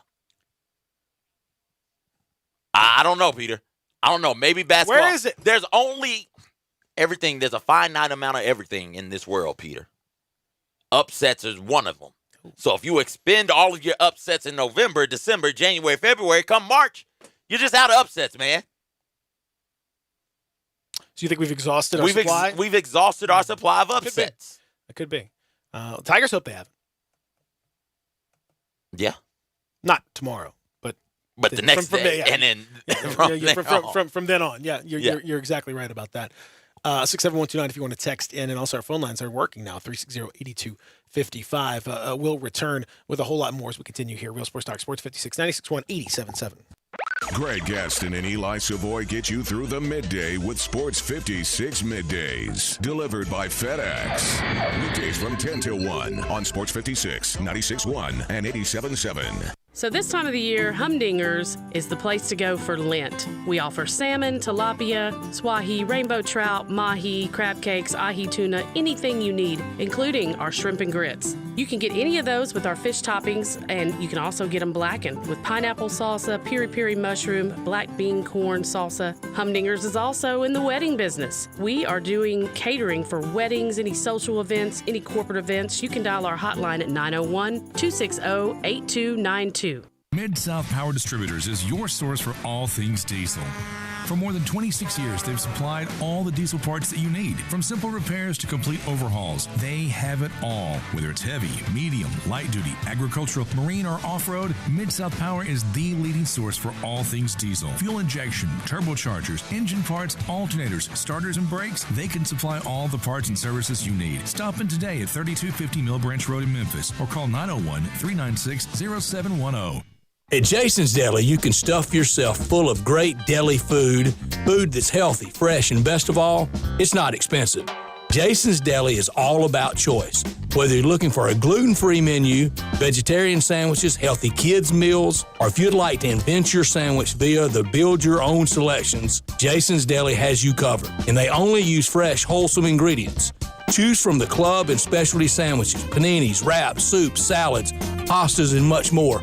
I love the cleanliness in the restaurant, the hospitality, and of course the cost. They have a huge salad bar and great soups, including Southwest chicken chili, fire-roasted tortilla, organic vegetable, tomato basil, and many, many more. And if you're planning an event, their catering department is fantastic and can handle any size party. Go check out Jason's Deli's 4 locations. On Ridgeway in the Park Place Center, that's my favorite, on Germantown Parkway in Cordova, at Poplar and Highland, and on Goodman Road in Olive Branch. DeSoto Auto Sales specializes in late model cars with low mileage. They have the highest standards in the car industry. All of their cars are test-driven, checked out from head to toe. Unlimited inventory, every make and model. And if it's not on the lot, they'll find it for you.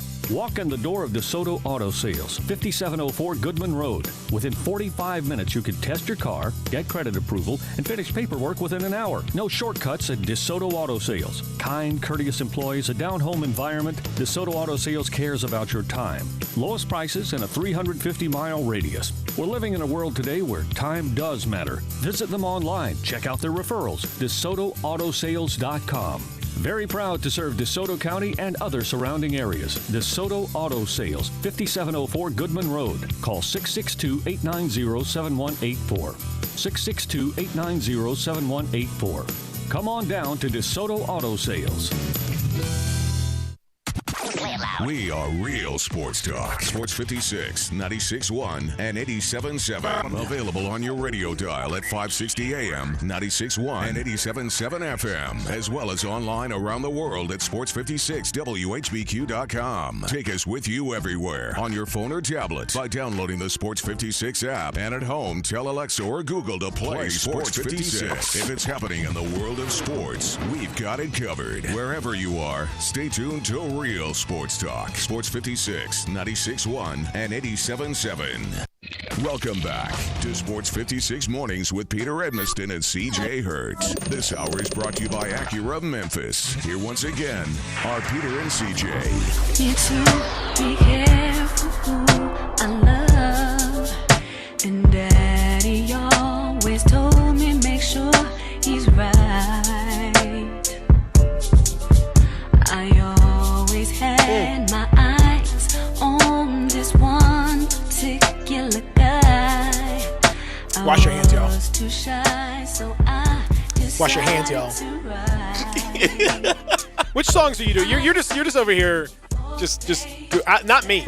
I wouldn't do that kind of thing. Oh, okay. You guys are just out here goofing around with that. Wash your lyrics. I didn't make them say What I need them to do is to allow you to pick which part in the song you want and go I agree. from there. I agree. This is imperfect. We're in an imperfect time right now. We're just doing the best we can. But if you don't make them say and you know that it starts off with the phone call, they got you washing your hands to the phone call. Who is this? It's P. This ain't P. And now say this P say So you're here, you're in between this your ain't fingers. This ain't no P. This ain't get off the phone. They bring the tank onto the basketball court. We all know. We've all been there, obviously. Yeah. But before you're done, basically, by the time the first make them say pops off. But the fact that you are washing as that is going on is great. Somebody, I'm not going to say who did My Neck, My Back, which is, great. It is outstanding the way that ends. That is the song I'm using to wash my hands from now on. Oh, I mean, we could do a thread off of this. It was like, it would be epic. Because, I mean, they should never gave us this, man. No, this is where, but this is creativity. This is what people do in times of trouble. Everyone. All right. What is over there? I did hit him up. Oh! So, yeah, you should, yeah. The part when you get the soap is particularly rough right here. It's a good way to do it, though. You know what I mean? Which part? The number 2 right there, just right out of the gate. Yeah. Yep. Yeah, that's right. That's a good way to start. That's a good way to start. That's a good way. Listen, whatever it takes to get everybody to wash their hands. Mm-hmm. You could be talking directly to the virus. Like, hey, virus. That's right. That's why. Yeah, you got to have you got to have like a beef song. You got to have like one of the angry like rap feuds. Mm-hmm. You versus the Rona, as they call it. Oh, that's a street name. I've heard people start calling it the Rona now. Whatever you got to do, turn it out. Let's go. 360-8255 is our number. The NCAA tournament is going to be held in states with legal sports betting market. And also, there is a legal agreement between NCAA broadcast partner CBS and a bookmaker, William Hill. That's there for exclusivity in their sportsbook and wagering data. But they are not going to put betting data into NCAA tournament broadcasts this season.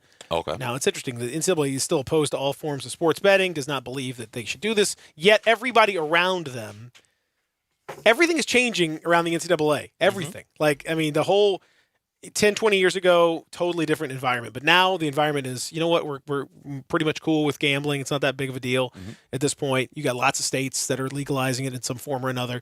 You have exclusive deals that their broadcast partners are having with bookmakers. You have arenas that are being allowed to actually have betting in the arena at in some portions of the country. It's becoming a much bigger deal. Same thing with paying players. Like that was just anathema, back in 15, 20 years ago. You couldn't even believe anathema. ANATHEMA. Look it up, CJ. Look it up. Spell it again. ANA. There it is. THEMA. Anathema. It's been a while since we did the Look It Up, CJ. That's right. Segment. Something or someone that one vehemently dislikes. Mm-hmm. Okay. Yes, paying players was anathema. Anathema. But not anymore. It's a whole different world now. Everyone really has, for the most part, I would say the majority, and if not the vast majority of people, have kind of come on board and said, you know what, this whole thing's stupid. Mm-hmm. They should pay these players one way or another. Let's do this. So NCAA is struggling. These are the times right now in the transitional times where they're trying to figure out what is it that we do? What are we supposed to? How do you? The grip that they're trying to hang on to this is just it's desperate. But 5-10 years from now, I'm telling you, man, this thing's going to look completely different. Yeah, it can't exist. No. With these types of changes, it is evolving. Didn't we fire Rick Neuheisel for being in a pool, in a betting? He had like a yeah. He was in like a bracket pool. Yeah, it is going to best case scenario for the NCAA evolve into something vastly different than what it is now, which is good. Worst case, it is going to collapse upon itself because of its own stupidity, own half-hearted measures, and own lack of vision. And that's on them. This is people have been betting for a long time on these things, and now that public sentiment, you talk about the sentiment around players getting paid, but public sentiment about this gambling thing has changed a lot as well, as you just put in another lyric. I can't wait. But as people's thoughts, society's thoughts begin to change and move on some of these issues, if you're not moving and changing with it, you'll get left behind. The NCAA is trying to keep from doing that. They are. What did you just put in there? Chicken head. Oh! Well, okay. It's It's excellent. It's as good as I hoped it would be, and I hoped it would be great, and it's great. In fact, it's so good. I'm just going to go ahead and tweet it out. Yes, because it's wonderful, and I think everyone should appreciate it. Check it out. Again, you go to washyourlyrics.com, and Zach, I don't even want to know. So now that's college. In the pros, we talked about last night. Not only the Grizzlies lose, but the Spurs won. Kind of interesting fashion over Dallas, and some weird stuff happens with the Spurs. Man, I've really counted them out for pretty much all year, and yet they are. You can't. Yeah, I guess you can't ever truly count them out. Blazers beat the Suns. Again, you can't count them out either. This sets up a huge matchup tomorrow in Portland. Did last night. It's going to things are going to change, obviously. Did that shake your confidence level in the Grizzlies a little bit? Yeah. But I still think they are the team to be the favorite because, like I said last week, they always find a way to handle whatever the adversity is and take it to the next level and perform at a higher level. We saw them after that 5-game losing streak come out and rattle off some wins, come out and knock off the Lakers at home, something that after losing to the Kings at home, I didn't think that they'd be able to do, and then go on a nice little run here to continue to be up 3.5 games on the next closest team. So that is my thought. But with the Trailblazers hanging around them, it's hard for me to count out a team with Dame and CJ McCollum, especially given their history and what they've done together, and the Spurs based off the strength of Greg Popovich and what he's done also. I just don't know. I don't know. It's a weird time for sure, and I this is one of the more unpredictable races. I really don't know. I don't know. There you can make a case for 3 or 4 teams, and I still think the Pelicans are the ones that you have to ultimately watch out for most of all. We got to get out of here. Coming up next, it'll be Middays with Greg and Gabe. Gabe in for Eli, who is traveling with the Ole Miss baseball team. Thanks to everyone involved. Y'all wash your hands. We'll talk to you in the morning.